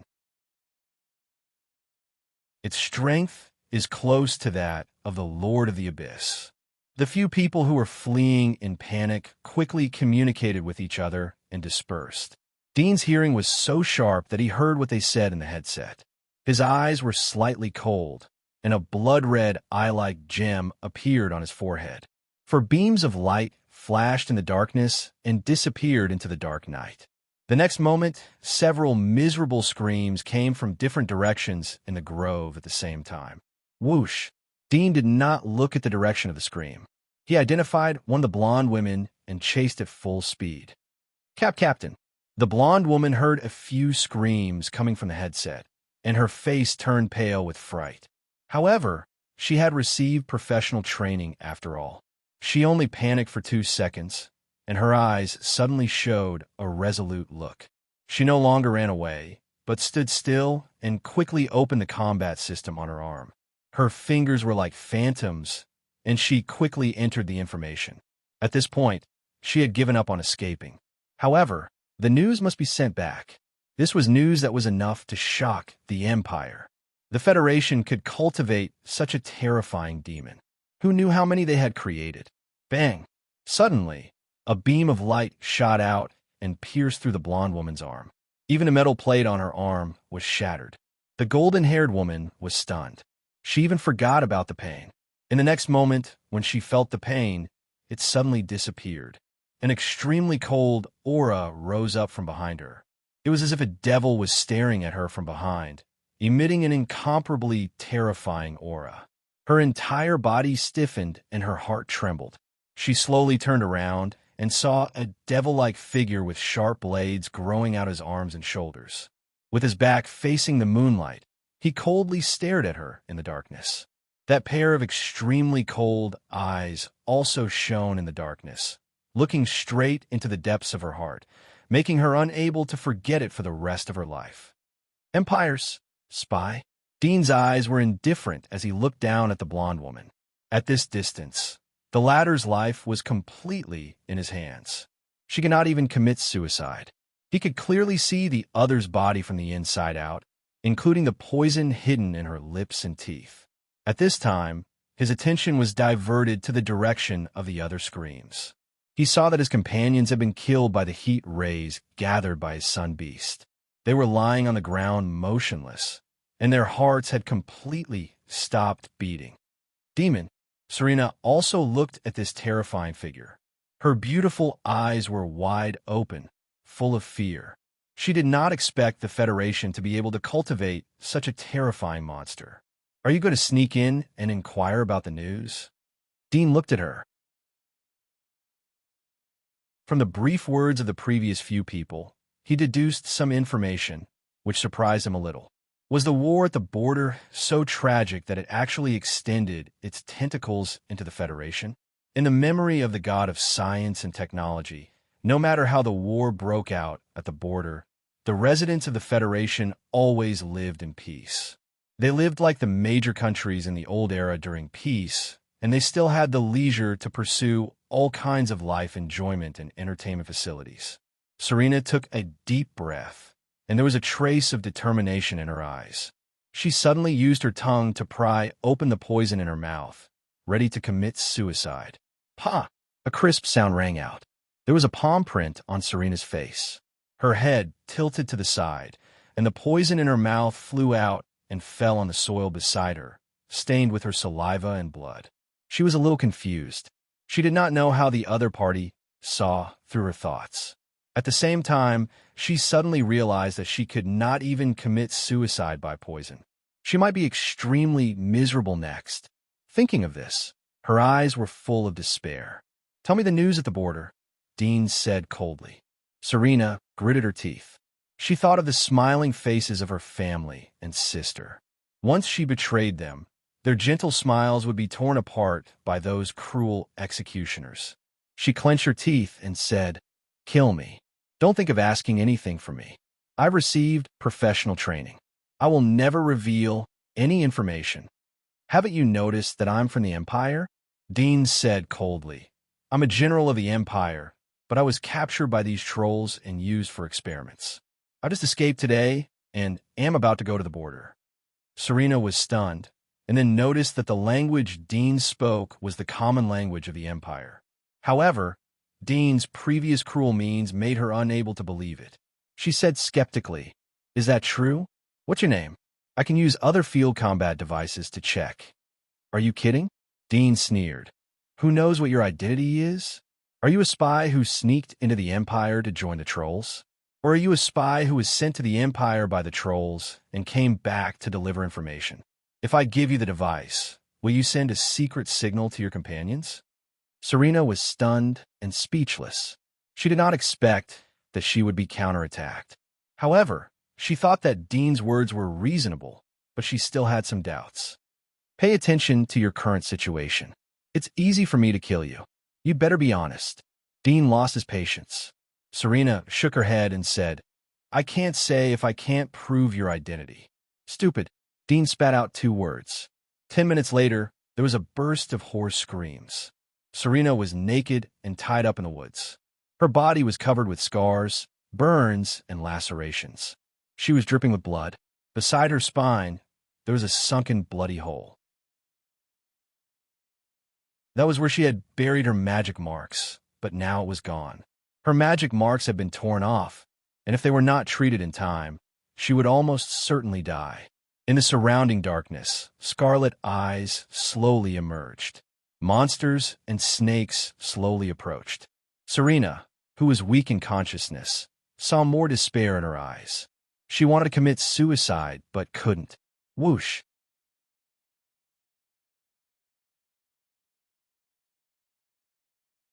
Chapter 1149.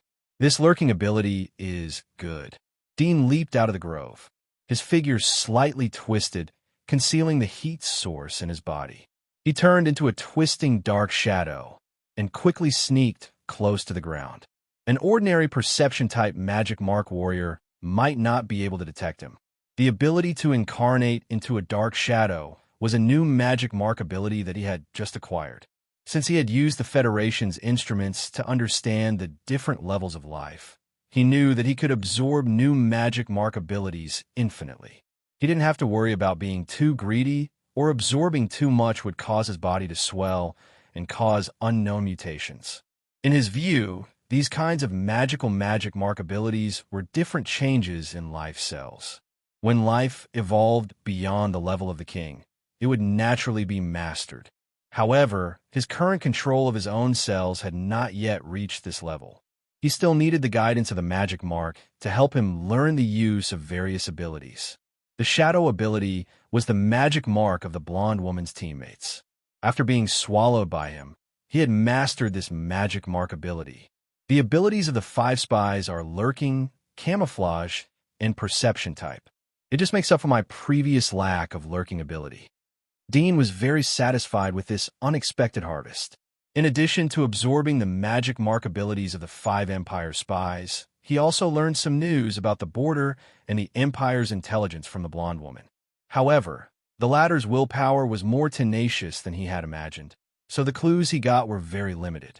However, he learned from the blonde woman that the spies who had sneaked in this time were not from their team. Dean moved forward in the darkness while using ultrasonic hearing and X-ray to perceive the surrounding situation. It was difficult to capture the hidden figures of these spies with a simple heat source search. Half an hour later, Dean met a few spies lurking in the dark and resting in the woods. After another 10 minutes, Dean walked out of the woods with a strange light flashing in his eyes. The information from the god of science and technology is correct. There is a big event at the border. The pale moonlight shone on the unknown corner of the forest behind him. Several corpses were lying in the grass or hanging on the treetops. Their faces were full of panic and despair. Some of the corpses had monsters bowing their heads and biting the flesh of the abdomen and chest. They were chewing and eating very happily. Whoosh! Dean's figure flashed and turned into a black shadow. He moved forward at top speed while sticking close to the ground. He frowned. The information he got from the 5 spies was more complete. The situation at the border was worse than the information he got from the memory of the god of science and technology. The Empire had sent 4 kings. One was the new king of the Empire.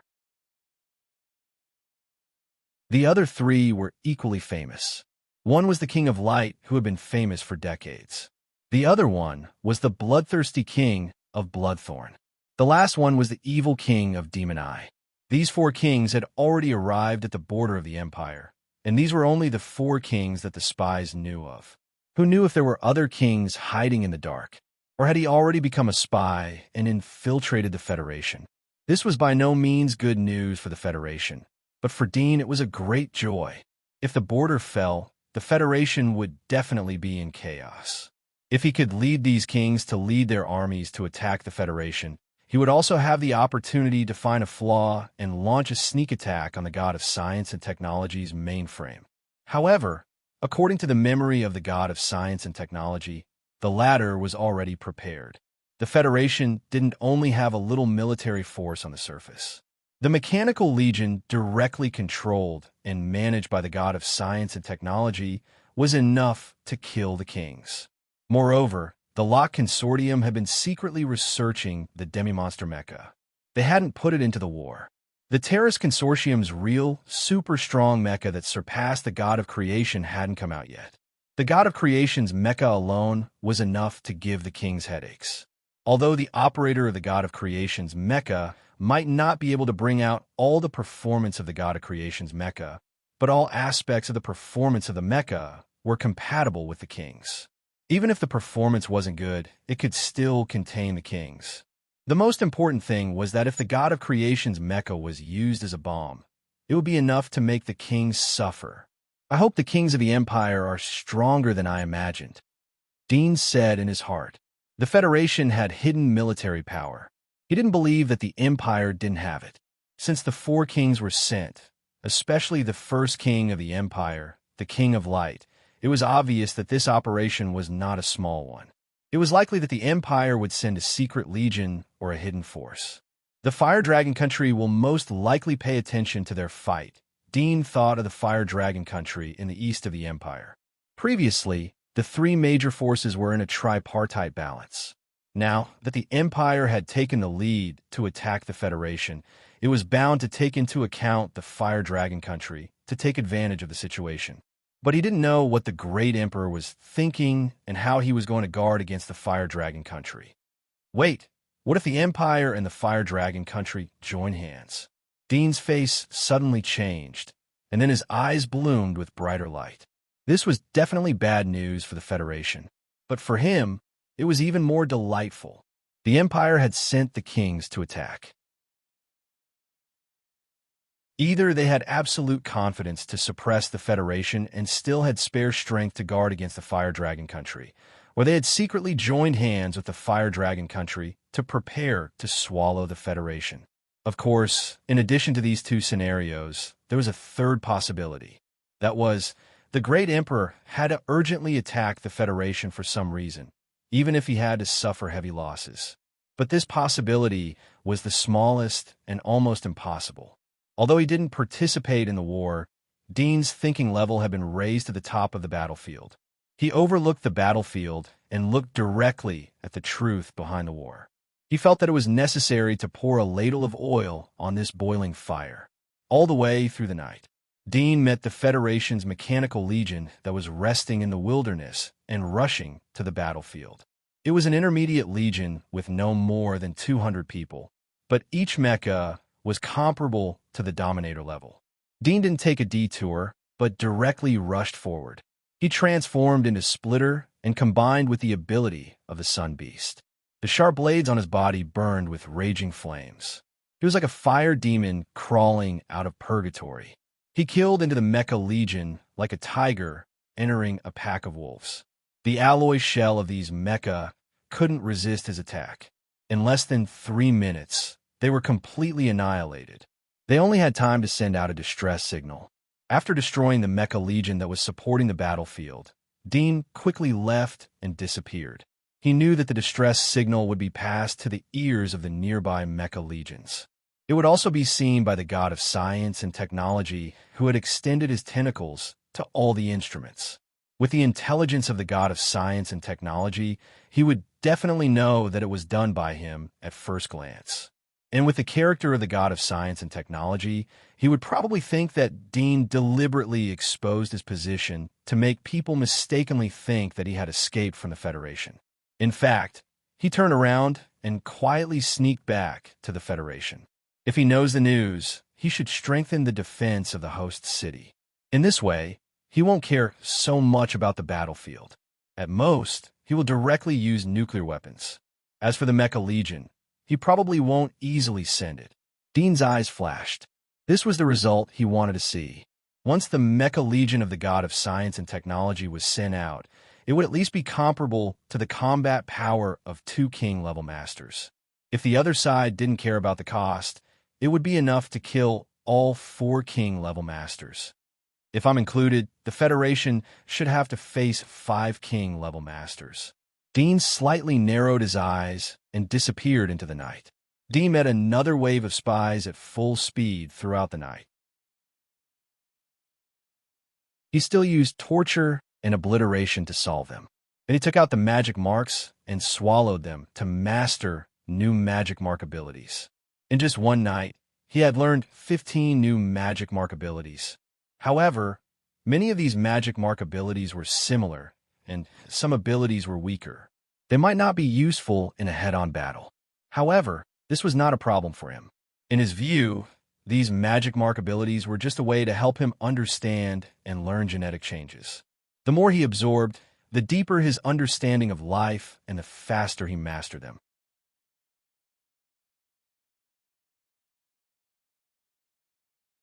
Chapter 1150. Boom, boom. A huge explosion sound came from the end of the sky. The whole world seemed to slightly shake. A large number of bombers and transport planes flew out from the end of Dean's line of sight. They were like tens of thousands of black crows in the woods. The engines roared as they carried gunpowder to the front line of the battlefield. The sky had just turned bright, but the battle didn't stop. Perhaps the battle had been here for a night, or even a few days and nights. Dean's eyes were a bit dignified. He used his X-ray vision to look at the entire battlefield and perceive the situation on the battlefield. Soon he smelled a large amount of bloody smell. It was fresh and exciting. He saw countless broken limbs and skeletons all over the battlefield. The ground had been burned into charcoal. There were broken mecha scattered everywhere. The remaining mechanical arms were still emitting blue electric light. A ferocious figure was fighting with the mecha soldiers. Has the outermost line of defense been broken? Dean was shocked in his heart. He could only see the second half of the battlefield. It was reasonable to say that this was the place for supply and reserve troops. But at this moment, it had become the front line of the war. The fighting was fierce. The Magic Mark's warriors had attacked here. Didn't it mean that the peripheral front line had been completely lost? He looked around and soon found the battlefield command of the Federation. There was a large number of buildings that were still relatively well preserved, like war fortresses. The charging rout of the Imperial soldiers on the battlefield seemed to be aimed at these war fortresses. Abyss. Dean saw a few blazing figures like the sun rushing on the battlefield. They were the Empire's Abyss-level powerhouses. At the moment, they didn't hide their heat source in the fierce battle. They erupted with vigorous vitality like a volcanic eruption. No king has appeared. It seems that this isn't the biggest battlefield. Or the kings have already fought and were repelled. They are resting now. Dean's eyes flashed. This was only a section of the border between the Federation and the Empire. If there were no kings here, it meant that the kings were concentrated elsewhere. If they wanted to tear up the direction of the Federation, they must concentrate their top forces and tear a gap in one go. Then they could use this gap to overthrow the line of defense and kill their way into the Federation. He did not attempt to search for traces of the Emperor. Regardless of whether this was the central battlefield or not, the fact that the Empire's soldiers had arrived here meant that the Empire held a great advantage and still had some strength to spare. It was just that the battle here was at a stalemate, and it would be difficult to make any breakthroughs in the short term. Perhaps the Empire had sent these Abyss sovereigns here to restrain these soldiers.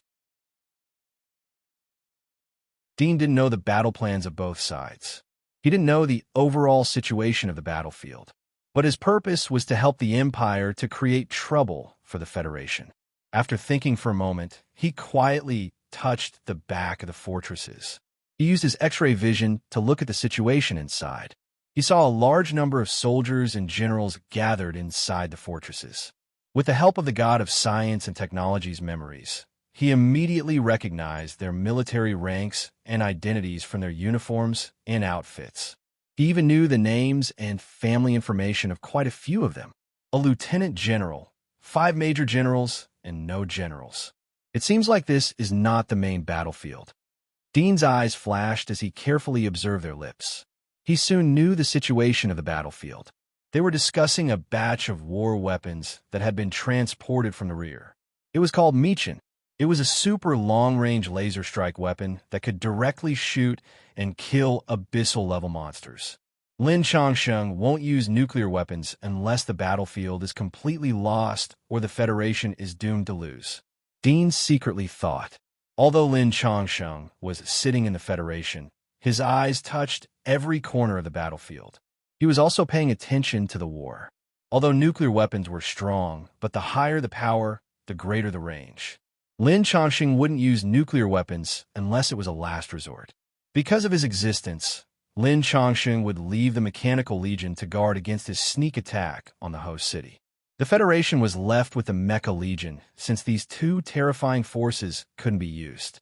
In a critical moment, maybe the 4 consortiums would form an emergency alliance under the president's call.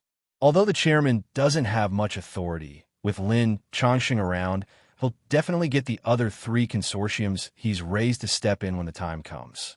The true core progress of the demonic mecha that the Lokvi Financial Group has been secretly researching has always been under Lin Chongqing's watch. Sometimes, Lin Chongqing even purposely gave them convenience to help them speed up their research. The Milan family is good at arms. Most of them have secret weapons. If the Empire can attack the Bronze Ship City, then maybe we can see them. The Federation's line of defense was divided into 3 parts. The first was the outermost line of defense. It was located at the border of the Empire.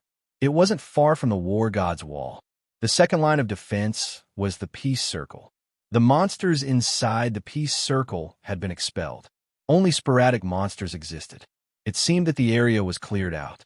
But in today's world where every inch of land was worth gold, the cleared area wasn't empty. Dee knew from the memory of the god of science and technology that there were a lot of war weapons hidden in the Peace Circle. Once the Empire invaded the Peace Circle, then it would face a tragic bombing. The third line of defense was the 12 border cities headed by the Bronze Ship City. Of the 3 lines of defense, the Peace Circle was the most terrifying, and the third line of defense was the weakest. However, when the frontier cities, such as Bronze Ship City, were in danger of falling, the nuclear weapons that had been buried in the cities would be detonated and die together with the intruders. That was why the 12 frontier cities, including Tongchuan City, were located far away from other cities. We can't let them transport Michin here. Otherwise, the war situation will be reversed. Dean saw that the generals in the command room were anxiously waiting for the transport from the rear. He didn't stay any longer. He turned around and left. His figure was covered by the darkness of the night as he went back. Dean suddenly stopped halfway. There are traces of war left behind when the mecha team was destroyed. If the leader of the Michin transport team saw this, he should choose to detour. Where will he go? Speed. Speed up. Speed up. Bonnigan roared angrily. His face was drenched in cold sweat, but his eyes were filled with determination. He pushed the handle forward and pushed the energy to the maximum limit. A buzzing sound came from below the mech. The thrusters were pushing the mech forward with difficulty in the swamp. The same was true for the 7 mechas behind him. On the mecha's shoulders were 2 dark copper-colored, long-barreled weapons that were over 10 meters long. They looked like strangely shaped cannons and were incomparably heavy. In addition, they were traveling through the swamp, so they had to avoid detection by flying into the sky. Thus, they could only rely on their 2 legs to cross the swamp. Fortunately, the swamp had been cleared and there were no monsters lurking. Otherwise, the transport mission would be more difficult. The engines of the 8 mechas were buzzing as they moved quickly in the swamp. The muddy water splashed on the joints of the mechas as if they were made of mud. Suddenly, the front mecha stepped into the deep swamp. The more than 10 meters tall mecha sank in a half of its body. The people behind suddenly exclaimed and came forward to pull it. Not good. It's too heavy. I'm sinking too. Soon, the second person who pulled the mecha discovered the desperate scene. Damn it. Bonnigan's expression was ugly. Captain, you guys go first. Don't worry about me. I'll catch up soon. The young man in the front mecha clenched his teeth. His eyes were filled with determination. Bonnigan clenched his teeth and shouted, "Everyone move forward. The first mission is to transport Michin to the battlefield. Move forward. Captain, move forward." Yes. Everyone was filled with grief. They turned it into strength and moved forward even harder. Not long after, Bonnigan's cockpit suddenly turned red. The red lights flashed continuously. At the same time, the intelligent voice of the system said, "Danger approaching. Please take cover. Activate concealment device." The notification repeated again and again. Bonnigan's expression changed. His heart sank. The system had told him to take cover. This meant that it had detected the creature's data. It was more than double the mecha's performance. That was why this notification appeared. Is it a monster? Is it a demon? Bonnigan looked up and saw a figure covered in sharp blades, like a demon flying out from the dawn. It was like an angel that had fallen into hell. Its shadow completely covered the dawn.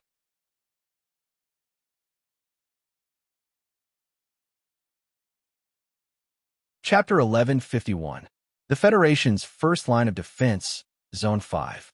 The battle preparation area responsible for supply had turned into a purgatory battlefield. Mechas and demons were fighting each other, and wreckage was everywhere.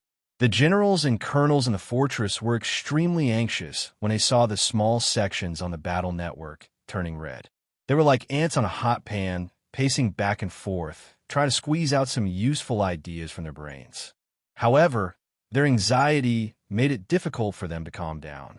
One of the major generals could not help but slam the table and roar, "Why hasn't the Meechin been transported over yet? Are those white pig snails?" "Mo and I, what do you mean by this? Did we Caucasians offend you?" Another blonde major general next to him scolded him. "That's enough. Why are you still talking about such nonsense at a time like this?" The only lieutenant general in the fortress, Sule, was furious. He glared at the two of them, then turned to the major in charge of the transport team and shouted, "Where are they now? There's still no news from them?" The major was trembling in fear. He was about to reply when he suddenly heard the news from his earpiece. His eyes instantly lit up, and he said, "They're here, they're here." "They're here?" Sule was stunned. Then his eyes suddenly lit up. "General Su, 2 transport mechas are requesting to enter the battle preparation area. Should we allow them to enter?" Another female lieutenant shouted. "Quick, let them in," Sule hurriedly shouted. Another technician switched the image on one of the side screens to show the 2 transport mecha. At the same time, a beeping sound came from the other side, and a female lieutenant dressed as an operator hurriedly said, "General, they're requesting communication." "Approved," Sule said without thinking. Soon, 2 faces appeared on the side screen. They were 2 blonde white men with very ugly expressions. After the signal was connected, they asked anxiously, "Sir, is Captain Bernigan here?" Sule was slightly stunned and a little puzzled. The senior colonel in charge of this matter stepped forward and frowned. "Isn't Bernigan in charge of transporting the Meechin? You guys didn't come with him?" Hearing this, the 2 men's expressions changed. One of them gritted his teeth and said, "Something happened." Everyone's heart skipped a beat when they saw the change in their expressions. They had a bad feeling about this. "What's going on?" Manny, who had fired the racial bomb earlier, shouted as he suppressed his anger. "Sir, we saw the wreckage of the White Lion Mech Corps on the way here. Judging from the situation, they must have been attacked by the enemy. Some demons have infiltrated the peace circle and know our military route. Judging from the traces of battle, the demons who infiltrated are very ferocious. They're at least at the 10th rank. Both of their faces were covered in cold sweat." One of them quickly said, after Captain Bernigan discovered this, he was worried that the enemy would continue to lay an ambush ahead, so he changed the route. Furthermore, he dismantled the energy source of Meechin and transported it separately. "We transported the energy source through the air with the goal of attracting the demons. The other energy source was transported from another land route. Captain Bernigan led the others to transport Meechin through the most covert route. I tried to contact them just now, but I realized that I've lost signal. If they didn't come here, I'm afraid..." The command center immediately fell silent. Not a sound could be heard. Everyone felt a chill slowly rising from the soles of their feet to their backs. In the end, all the hair on their bodies stood on end. Even a small technician present was an elite who had stood out from the competition. They instantly thought of something even more terrifying. However, without Meechin, how were they going to turn the situation around? Ask the federal base to send it over again? It was too late. Sule seemed to have been petrified. After a long time, he finally reacted. He took a deep breath and forced himself to calm down. "Send someone to support them immediately. Maybe there's still hope." "Yes, sir." The others also came back to their senses and quickly responded. However, there was an aura of sorrow and despair in the air that could not be dispersed. At the edge of the battlefield, a devil man who had transformed into a spider was fighting with a Dragon Knight mecha. This Dragon Knight mecha's combat power was comparable to that of an Inner Desolate. Among mechas of the same grade, its defense was one of the best, and its performance in all aspects was extremely balanced. It was equipped with both a laser gun for shooting and a laser gun in the style of an ancient cold weapon that could even pierce the carapace of an abyssal demon. However, the devilman's movements were very agile. The spider legs that had mutated under its armpits and thighs propelled its body as fast as a shadow. Moreover, there was a blood-red vertical pupil on the devilman's forehead. There were black patterns like spider webs in the vertical pupil, making its vision even more sensitive. It could slow down the speed of dynamic objects. Objects that were twice the speed of sound could be slowed down to a speed of 100 meters per second. The devilman's agile movements and extreme dynamic pupil allowed this devilman to deal with the Dragon Knight mecha with ease. Soon, the devilman used the spider silk secreted under its spider legs to wrap the Dragon Knight mecha's entire body, forming a giant cocoon. The Dragon Knight mecha's wide-open laser gun could not move at all. Its mechanical arm was tightly bound, and even its joints were stuck. It was about to become the devilman's prey. In this moment of despair, the young mecha operator in the Dragon Knight mecha revealed a crazed look in his eyes. He raised the self-destruct button and slammed it down. Instantly, the entire cockpit flashed with red light. Die together, you damned devilman. A hysterical roar resounded in the cockpit. However, the next moment, the roar came to an abrupt end. A black light flashed, and the entire Dragon Knight mecha exploded and split into two halves. The devilman, who was sitting on top of the mecha, felt that victory was in his grasp. His pupils shrank, and the blood-red vertical pupil on his forehead shrank to the extreme in an instant. Countless dense black webs appeared and occupied the entire pupil. Then, he saw a devil-like figure floating in front of him. Its whole body was covered with sharp blades, as if bone spurs were growing out of its body. It was like a ferocious sword armor. It's one of us. The devilman breathed a sigh of relief after recovering from the shock. At this moment, a sharp blade popped out from Dean's body and pierced through the devilman's shoulder blade. After piercing through, the tip of the blade suddenly bent and turned into a barb. It buckled the devilman's body and pulled him in front of Dean. Dean raised his hand and clutched the devilman's throat, as if the devilman had taken the initiative to let him hold it. "You!" The devilman's eyes widened, his face full of horror and puzzlement. Dean's figure flashed. He turned around and quickly rushed out of the battlefield. After leaving the battlefield, he turned into a ghost-like shadow and sneaked along the ground until he appeared on a hillside 20 miles away. He turned around. He could still see the battlefield from here, but he could not see clearly. "Where are the kings?" Dean threw the devilman to the ground and asked indifferently.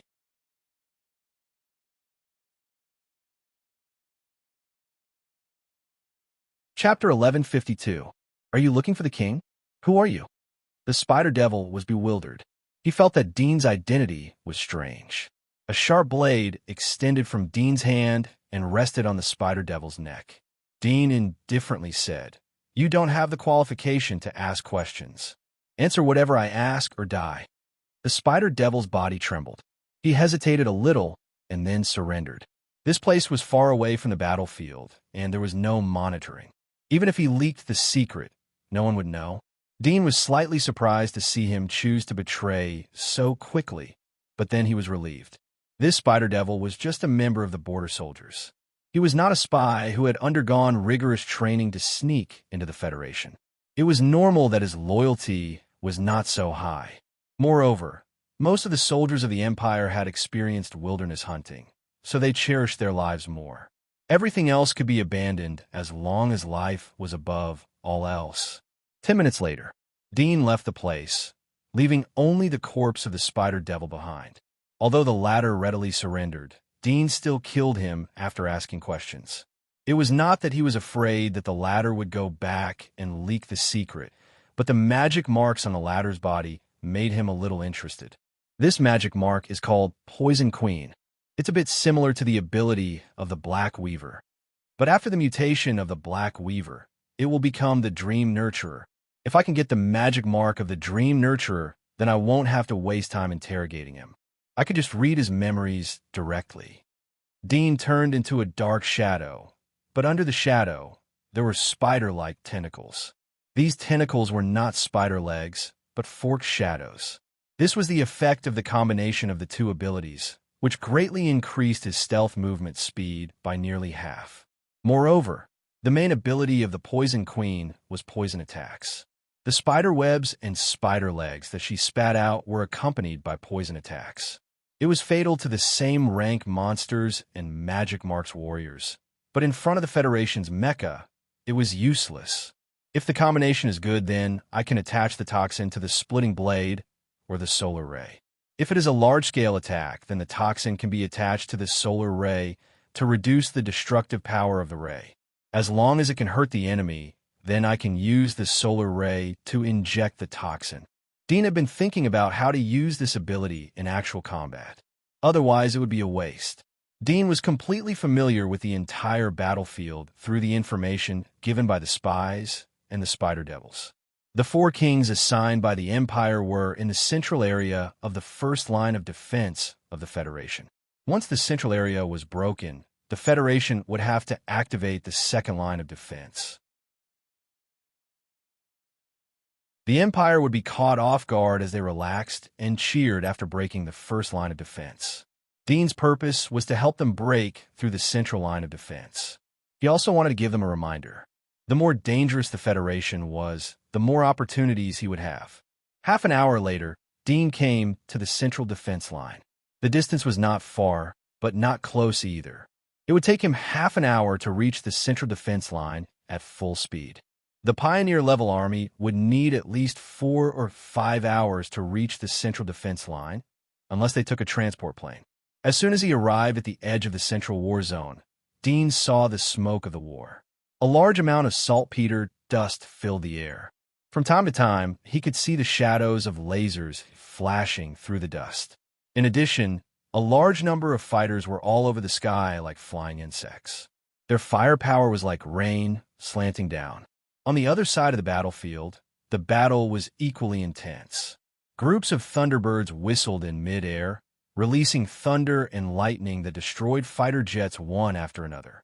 At the same time, there were also thunderbirds that were hit by missiles on the fighter jets and exploded into pieces. On the ground, there was a scuffle between the mechas and the demons. Dozens of powerful figures whistled in the air and fought with more than a dozen Athena mechas. Each Athena mecha was rated 4 stars and had performance comparable to the Lord of the Abyss. Although they weren't as flexible and experienced as the real Lord of the Abyss, they were enough to crush the upper abyss below the Lord of the Abyss. Dean hid in the grass and narrowed his golden eyes in the black shadow. He looked at the chaotic battlefield.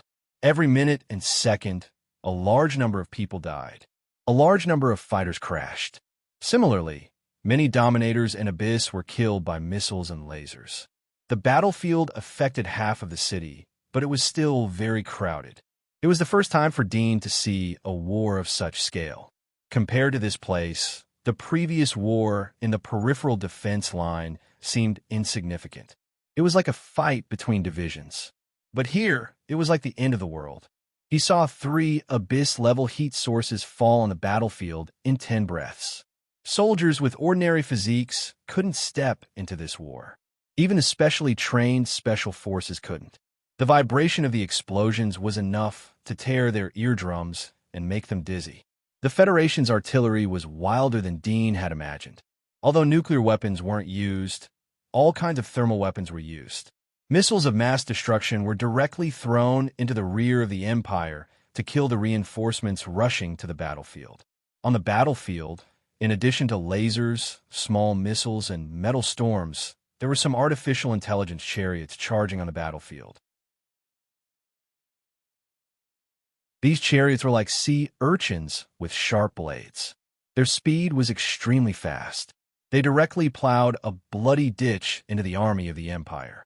In addition, there were 7 or 8 football-sized metal balls floating in the battlefield. They were suspended in the air. From time to time, there would be bursts of sonic shockwaves within a radius of hundreds of meters. It was an overclocked attack. It caused damage to the Magic Mark's warriors who relied on their flesh and blood to fight. They ignored the body's defense and directly attacked the internal organs and brain. However, The Federation soldiers hiding in the Mecca were immune to this overclocked attack. Judging from the situation on the battlefield, it was clear that this was not the first day of fighting. The two sides had long since turned from a long-distance battle to a chaotic melee. This was probably the work of the kings. Without them, the Empire would have been reduced to ashes before they could even reach this place. The first line of defense doesn't lack lasers that can kill the kings. The giant cannon is enough. It seems that there is a problem in the first line of defense. There is a traitor. Dean slightly narrowed his eyes. He felt that the Empire didn't start this war on a whim. It had been brewing for a long time. Perhaps it had been planned since decades ago. The things involved were too complicated to be sorted out. After all, the Federation and the Imperium were both the existing superpowers of mankind. The infiltration and investigation between them, as well as their desire to devour each other, were equally strong. Although Lin Changsheng is the self-proclaimed god of science and technology and overlooks the entire Federation through the virtual world, even if he can monitor every corner of the world, he can't peep into people's hearts. Dudian thought in his heart. He was lucky to survive because the latter couldn't read his thoughts, so he succeeded. However, he still had to thank Crimson Moon for the experience of having his memories read by her, so he could think of preventive measures in advance. Otherwise, he wouldn't have had time to think about defense and counterattack. While Dean was thinking, there was suddenly a huge roar on the battlefield. Dean was alarmed. He looked up and saw several huge mushroom clouds rising from the rear of the battlefield. At the same time, from the side of the Federation's defense line, he saw several 7 or 8 meters long metal cannons that looked like intercontinental missiles flying out. At this moment, a figure suddenly flew up from the rear of the Empire's army. It looked particularly small in the air, like a sesame seed. But with Dean's vision, he noticed that the position where the person flew was just in front of the range of several missiles.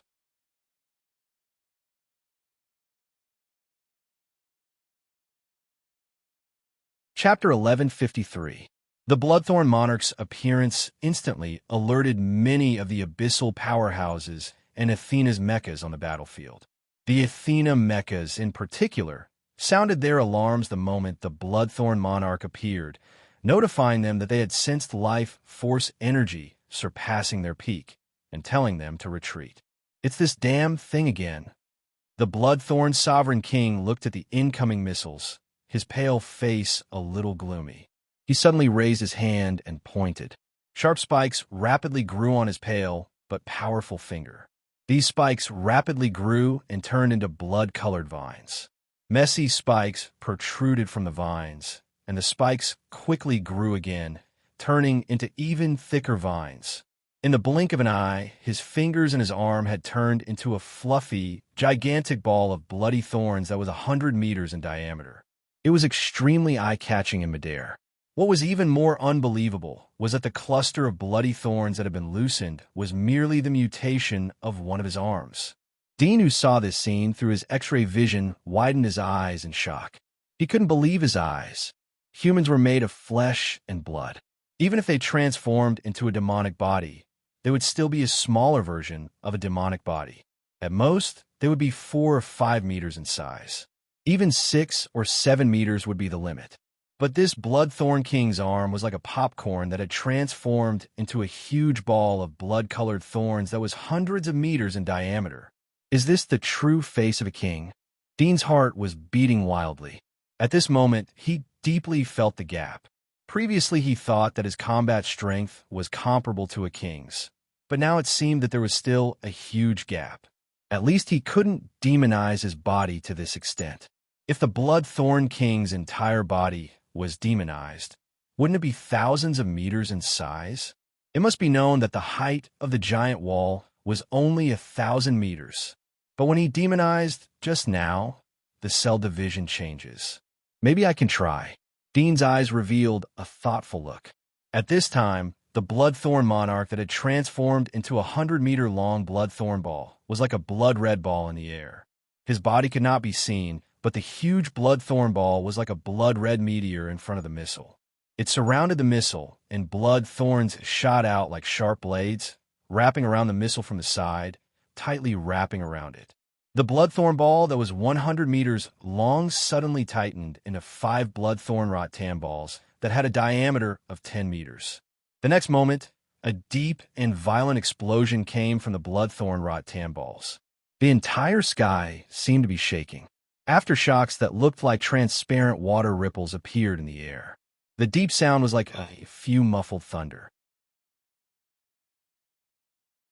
However, on the battlefield below the missiles, the demons in Mecca that were engaged in a chaotic battle were somewhat stunned by the sound of the explosion. This was especially so for some of the demons that had weaker physiques. Their angry and bloodthirsty eyes became sluggish as they stood rooted to the ground. At this time, the 5 blood-colored thorns stretched out like a palm. Bursts of green smoke came out, and a large amount of dust and withered vines drifted down. The remaining blood-colored vines that were in good condition shrank back and gathered around the Bloodthorn King. They slowly shrank back to their original shape, but the skin of the arm was a bit paler than before. During this process, a pair of golden eyes stared at the distant edge of the battlefield. The Bloodthorn King suddenly felt like he was being watched. He slightly frowned and looked around. That feeling disappeared, as if it was an illusion. He slightly frowned, but immediately felt relieved. After all, he was a king, so it was normal to be watched on the battlefield. However, he still secretly remembered this feeling. The vague feeling of being watched made him feel that it was a little unusual. After looking around the battlefield, he didn't stay any longer.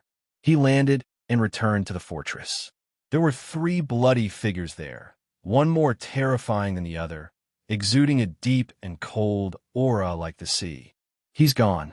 Dean looked at the Bloodthorn King retreating from the battlefield after dealing with the missiles. Then he retracted his gaze. His golden eyes flickered, and he raised his hand, staring at his own palm. In his mind, the scenes that he had seen with his X-ray vision appeared. When the Bloodthorn King's arm demonized into a blood vine, the changes in the cells, the changes in the bones, the constant division and reorganization. If he didn't see it clearly the first time, then when the Bloodthorn King's arm returned to a human arm, the process changed again, and this time he completely remembered it. The second level of life, the cell activity is enhanced to the extreme, the control of the whole body is reached to the extreme, and the evolution is like a creature like the iceworm. Conventional means can't kill it, the heart can be pierced, the head can be cut off, and the body can be regenerated. From the conventional use of hands and feet to the control of all the cells in the body to fight. Dean thought of the life potential that he had seen with the instrument. There was no doubt that the Bloodthorn King had reached the second level of life and could use all the cells in the body to fight. This fighting method had broken the cognition of human thinking. All creatures use their claws, fangs, and body to fight, but this was the most primitive fighting method. Humans created fighting techniques, practiced different fighting postures, but still stopped at using their fists, elbows, teeth, knees, and other parts of the body to fight. They didn't learn to use their ears, flesh, and organs to fight. This was impossible in the old era, but it wasn't impossible for the Magic Scar warriors whose physique was thousands of times stronger than humans.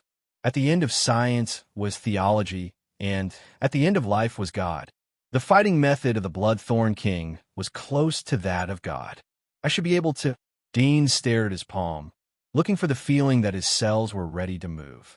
After a few minutes, he felt that his consciousness seemed to be connected with all the cells in his arm.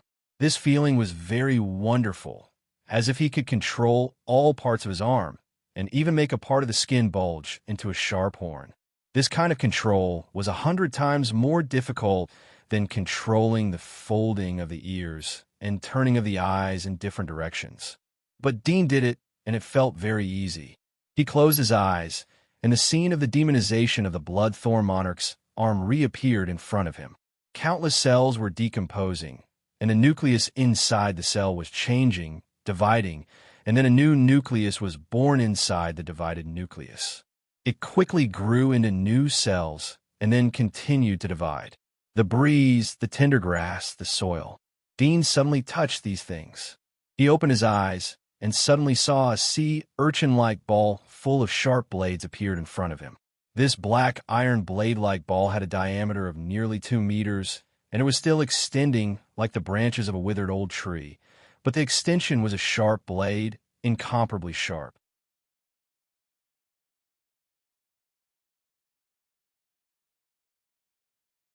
Chapter 11:54. I did it. Dean was surprised and happy to see this horrible scene. If it was an average person who saw their body turn into such a horrible appearance, they would have fainted long ago. But Dean was very excited. He could sense things around him through the demonized blade-like limbs below his elbows, and his sense of touch was more than 10 times sharper than before. The tactile nerves of human skin were far less clear than the tactile sensations of his demonized blades. With a gentle stroke, the sharp blade left a trail of cracks in the ground. He could feel the friction of the sand and stones in the soil, as if his fingernails were cutting through the sand and stones. This is the splitting blade, but it's a bit different from a splitter. The blade can become soft like the soft iron snake sword. Dean waved his hands. He felt that the nearly 2-meter diameter ball of blades wasn't as heavy as it looked. He thought about it, and all the blades aimed in the same direction. It was as flexible as controlling his fingers. Dean was surprised. He tried to control the blades for a moment. He felt that there was no rusty feeling. Then he tried to restore the blades to human shape.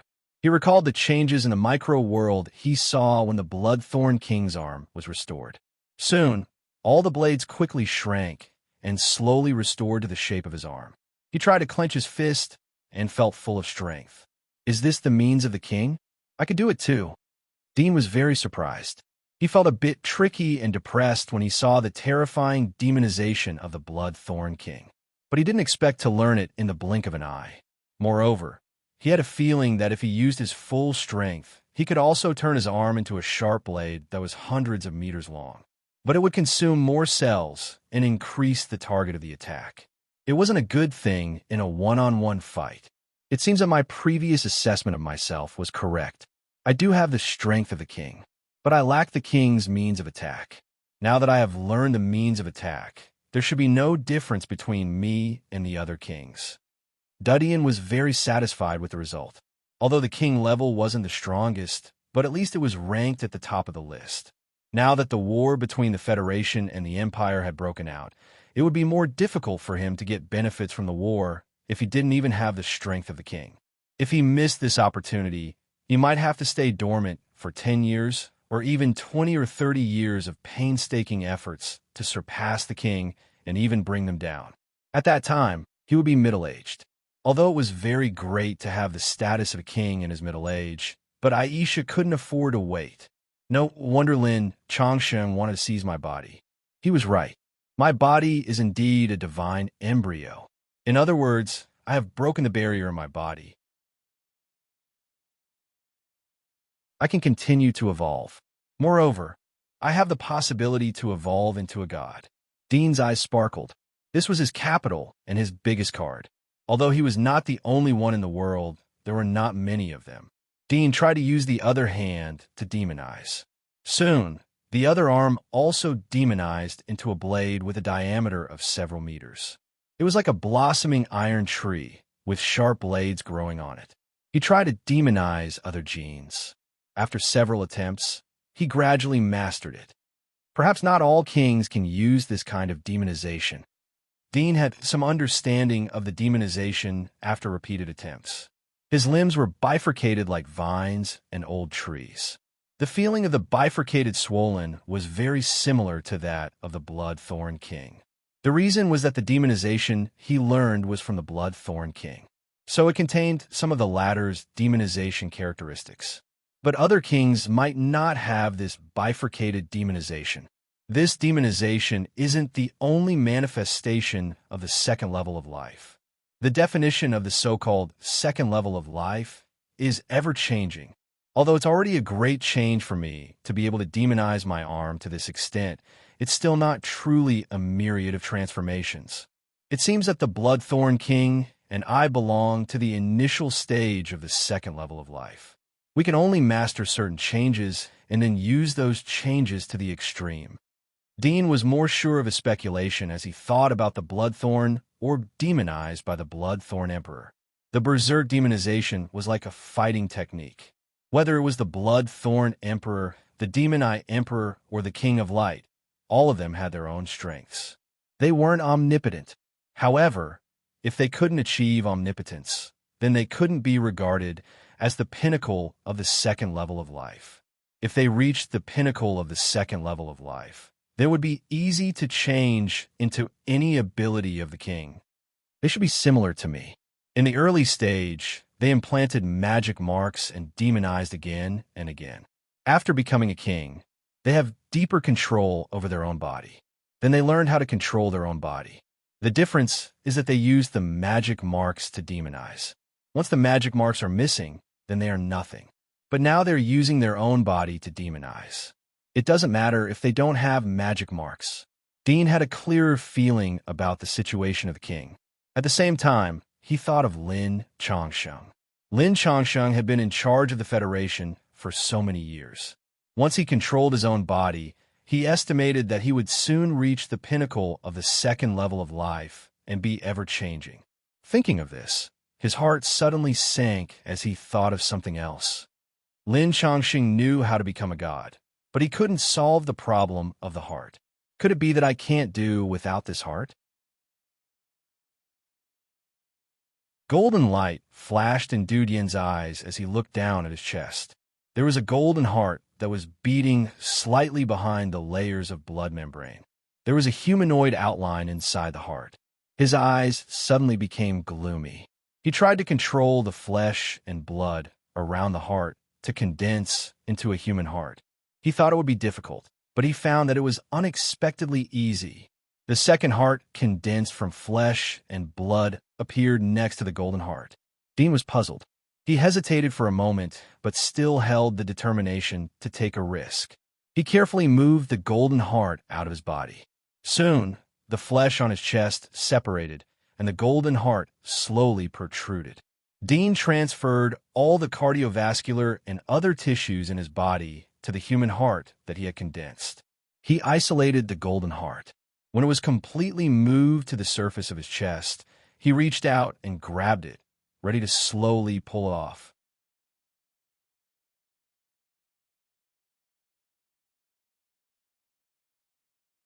Chapter 1155. The throbbing golden heart was held by Dean. It felt sticky to the touch, and a strange expression flashed across his face. He tried to slowly pull it off. However, as soon as the heart was pulled, he felt a heart-wrenching pain. His vision became blurry, and the strength in his body seemed to be pulled out. This feeling was like his life was slowly fading away. He immediately let go of the golden heart and gasped for breath. His vision slowly became clear, and the feeling of dying at any time also disappeared. How could this be? Dean looked down at the golden heart hanging on his chest. If an ordinary person saw such a scene, they would have already fainted. His expression was not very good. Previously, he had doubts about stripping this heart, but he did not expect that, as he guessed, his body could not leave this heart. No wonder even after Lin Changsheng obtained his body, he felt a headache because of this matter. This heart is composed of origami genes. Could it be that if I lose this heart, the balance in my body will be broken? But if I don't discard this heart, will I become this monster's incubator? Dean's face was gloomy. For him, this matter was more important than the outcome of the entire battlefield. It was directly related to his life. Although he did not want to admit it, the current situation was that he could not leave this monster's heart. If I can find my original heart, there may be a way, but that heart is in Crimson Moon's hands, and I don't know if she abandoned it or not. The possibility of finding it is slim, or I can replace it with something else. Dean's eyes flashed slightly, and he lowered his head to think. After a moment, he had an idea in his heart. Although his current situation was very bad, it was not hopeless. He had thought of several solutions, and the possibility was extremely low, but he could try. After thinking of a way out, Dean calmed down and stuffed the golden heart back into his body. At the same time, he decomposed the human heart in his body, turning it into flesh and blood. With his current body, The human heart could not exert his power. Only this monster's heart could.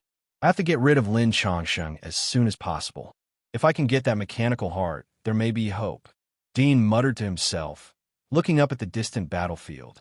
After a moment of silence, he suddenly pulled out a single-arm combat system from his backpack. This thing was like an alloy arm. It could be used for real-time positioning and communication. It was used by the spies to send messages. Dean turned it on, turned off the positioning system, and opened the communication device.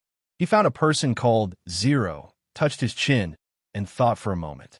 Suddenly, he rubbed his face and then quickly wrote a message and sent it. Reporting, General Manchi, the spy has sent a letter.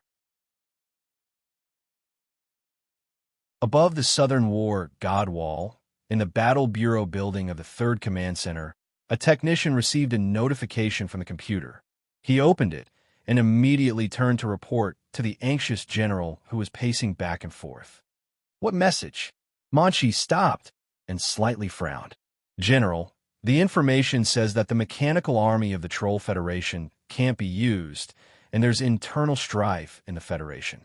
There's also a map of the Federation's first line of defense. The technician quickly reported, his voice sonorous and powerful. Meng Qi was taken aback. His eyes widened as he said, "Are you sure?" The technician also realized the value of this piece of information and said firmly, "General, I'm not mistaken." Manchi quickly grabbed his computer and saw a message. There were words on it, as well as a map attached below. He looked at it twice, and his body couldn't help but tremble. But the next moment, he suddenly thought of something he had overlooked. He was shocked and felt a chill in his heart. He immediately said to the technician, "Check if the person who sent the message was the spy himself." "Yes." The technician nodded and quickly sat back in his chair. His fingers tapped on the keyboard, and soon, a camera image appeared on the computer.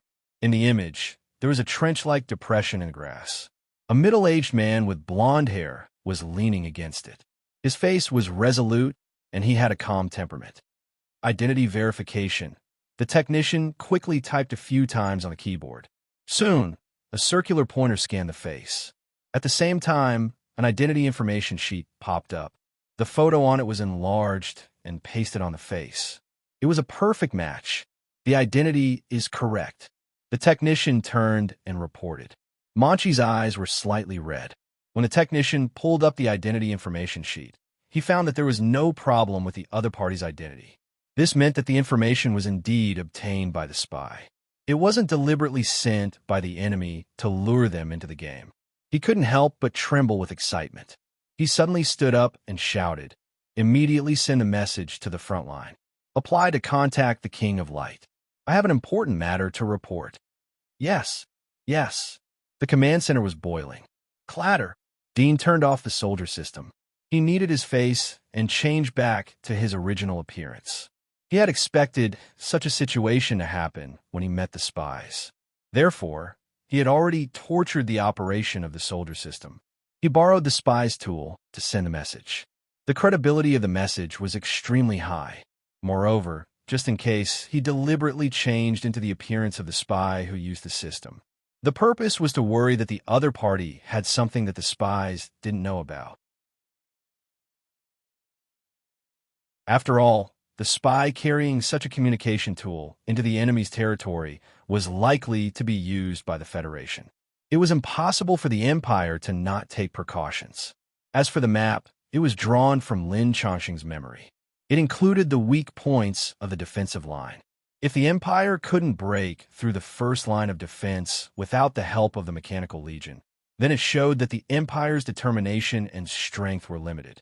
There was no need to pay any more attention to them. Next, let's see the changes in the battlefield. I don't know if they will believe me when I disguise myself as the spy.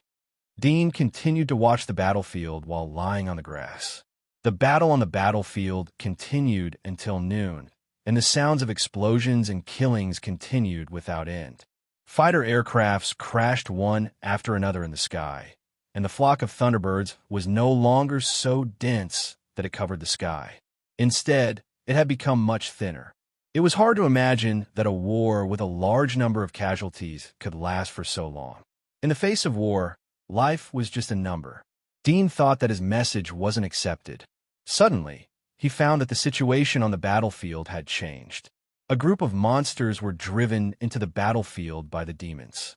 They rushed towards the weak point of the Federation's defense. At the same time, two figures rose from the back of the battlefield. One was the Bloodthorn King that Dean had seen before. The other was a slender woman.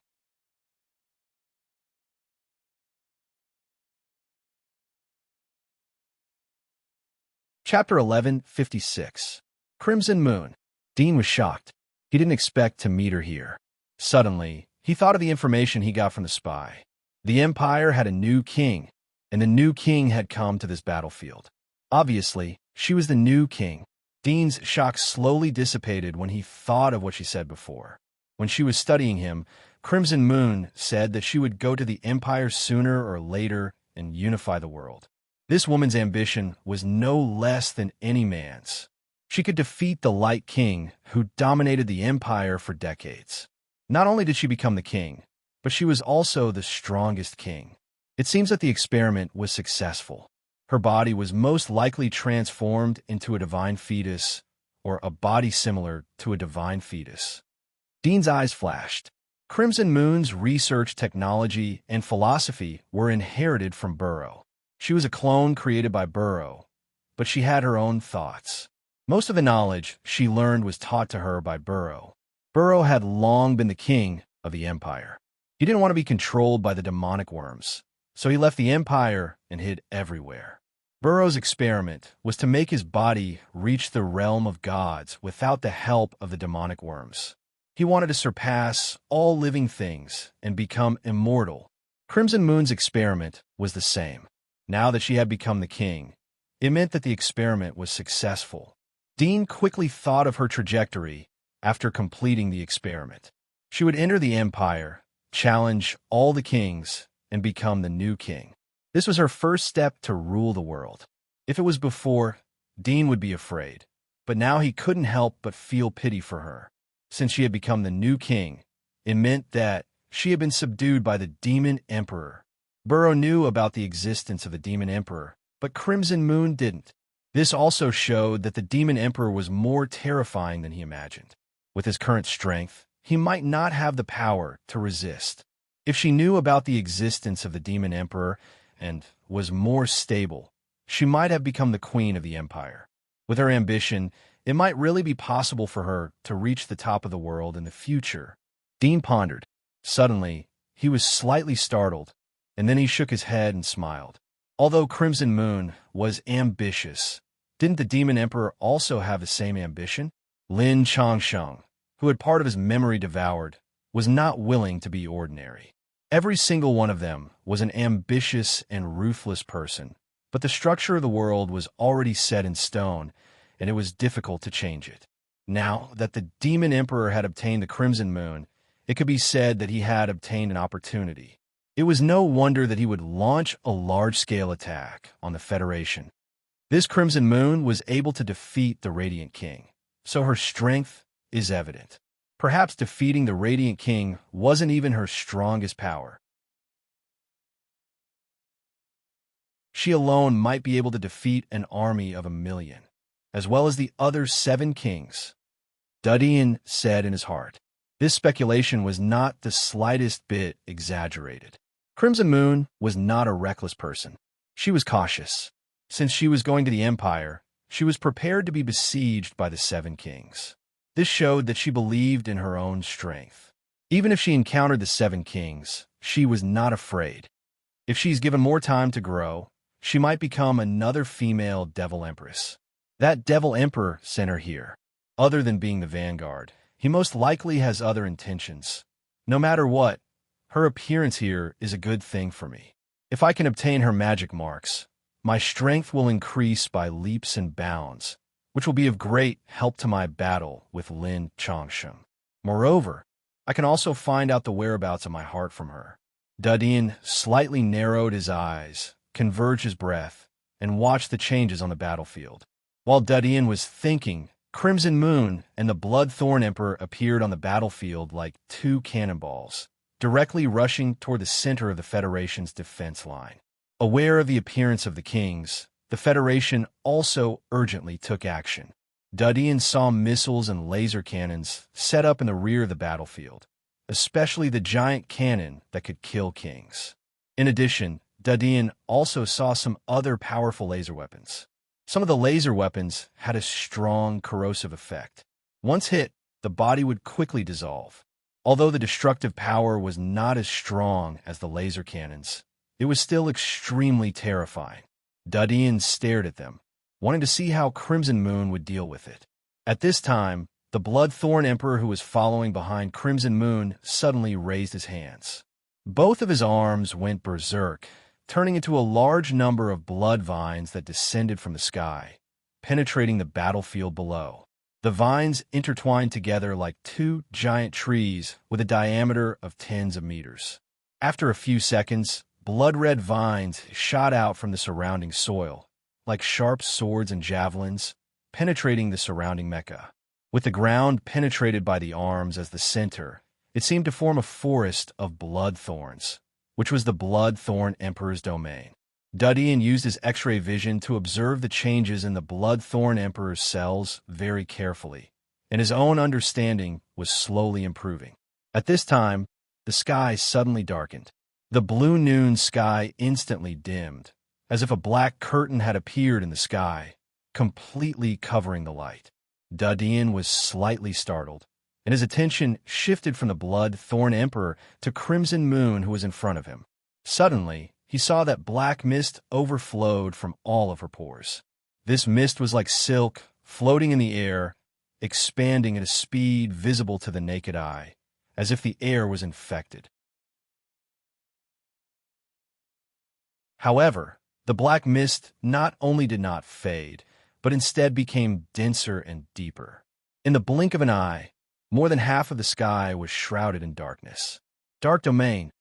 Dudian's pupils shrank, his face somewhat aghast. This scene reminded him of Burrow's ability. How can she use Burrow's ability? Burrow's ability is a rare ancient monster, and it's basically extinct now. Dudian was surprised and suspicious. Most ancient monsters were extinct, and only a few remained. For example, the Poison Queen he had absorbed was an ancient monster, and because of its good living environment and slow evolution, it survived. However, most of the other ancient monsters had either evolved and transformed into new forms, or had been reduced to food and exterminated. Ancient monsters didn't mean that they were powerful, but Burrow's ancient magic mark was an extremely rare monster, and in any era, it would be a powerful and terrifying existence. Could it be that she killed Burrow?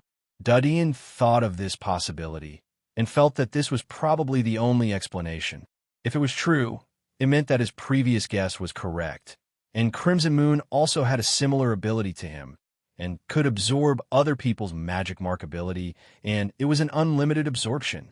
At this time, after the sky was covered in darkness, the Federation's missiles were launched, and at the same time, the giant magic cannon also aimed at Crimson Moon's position and flew out.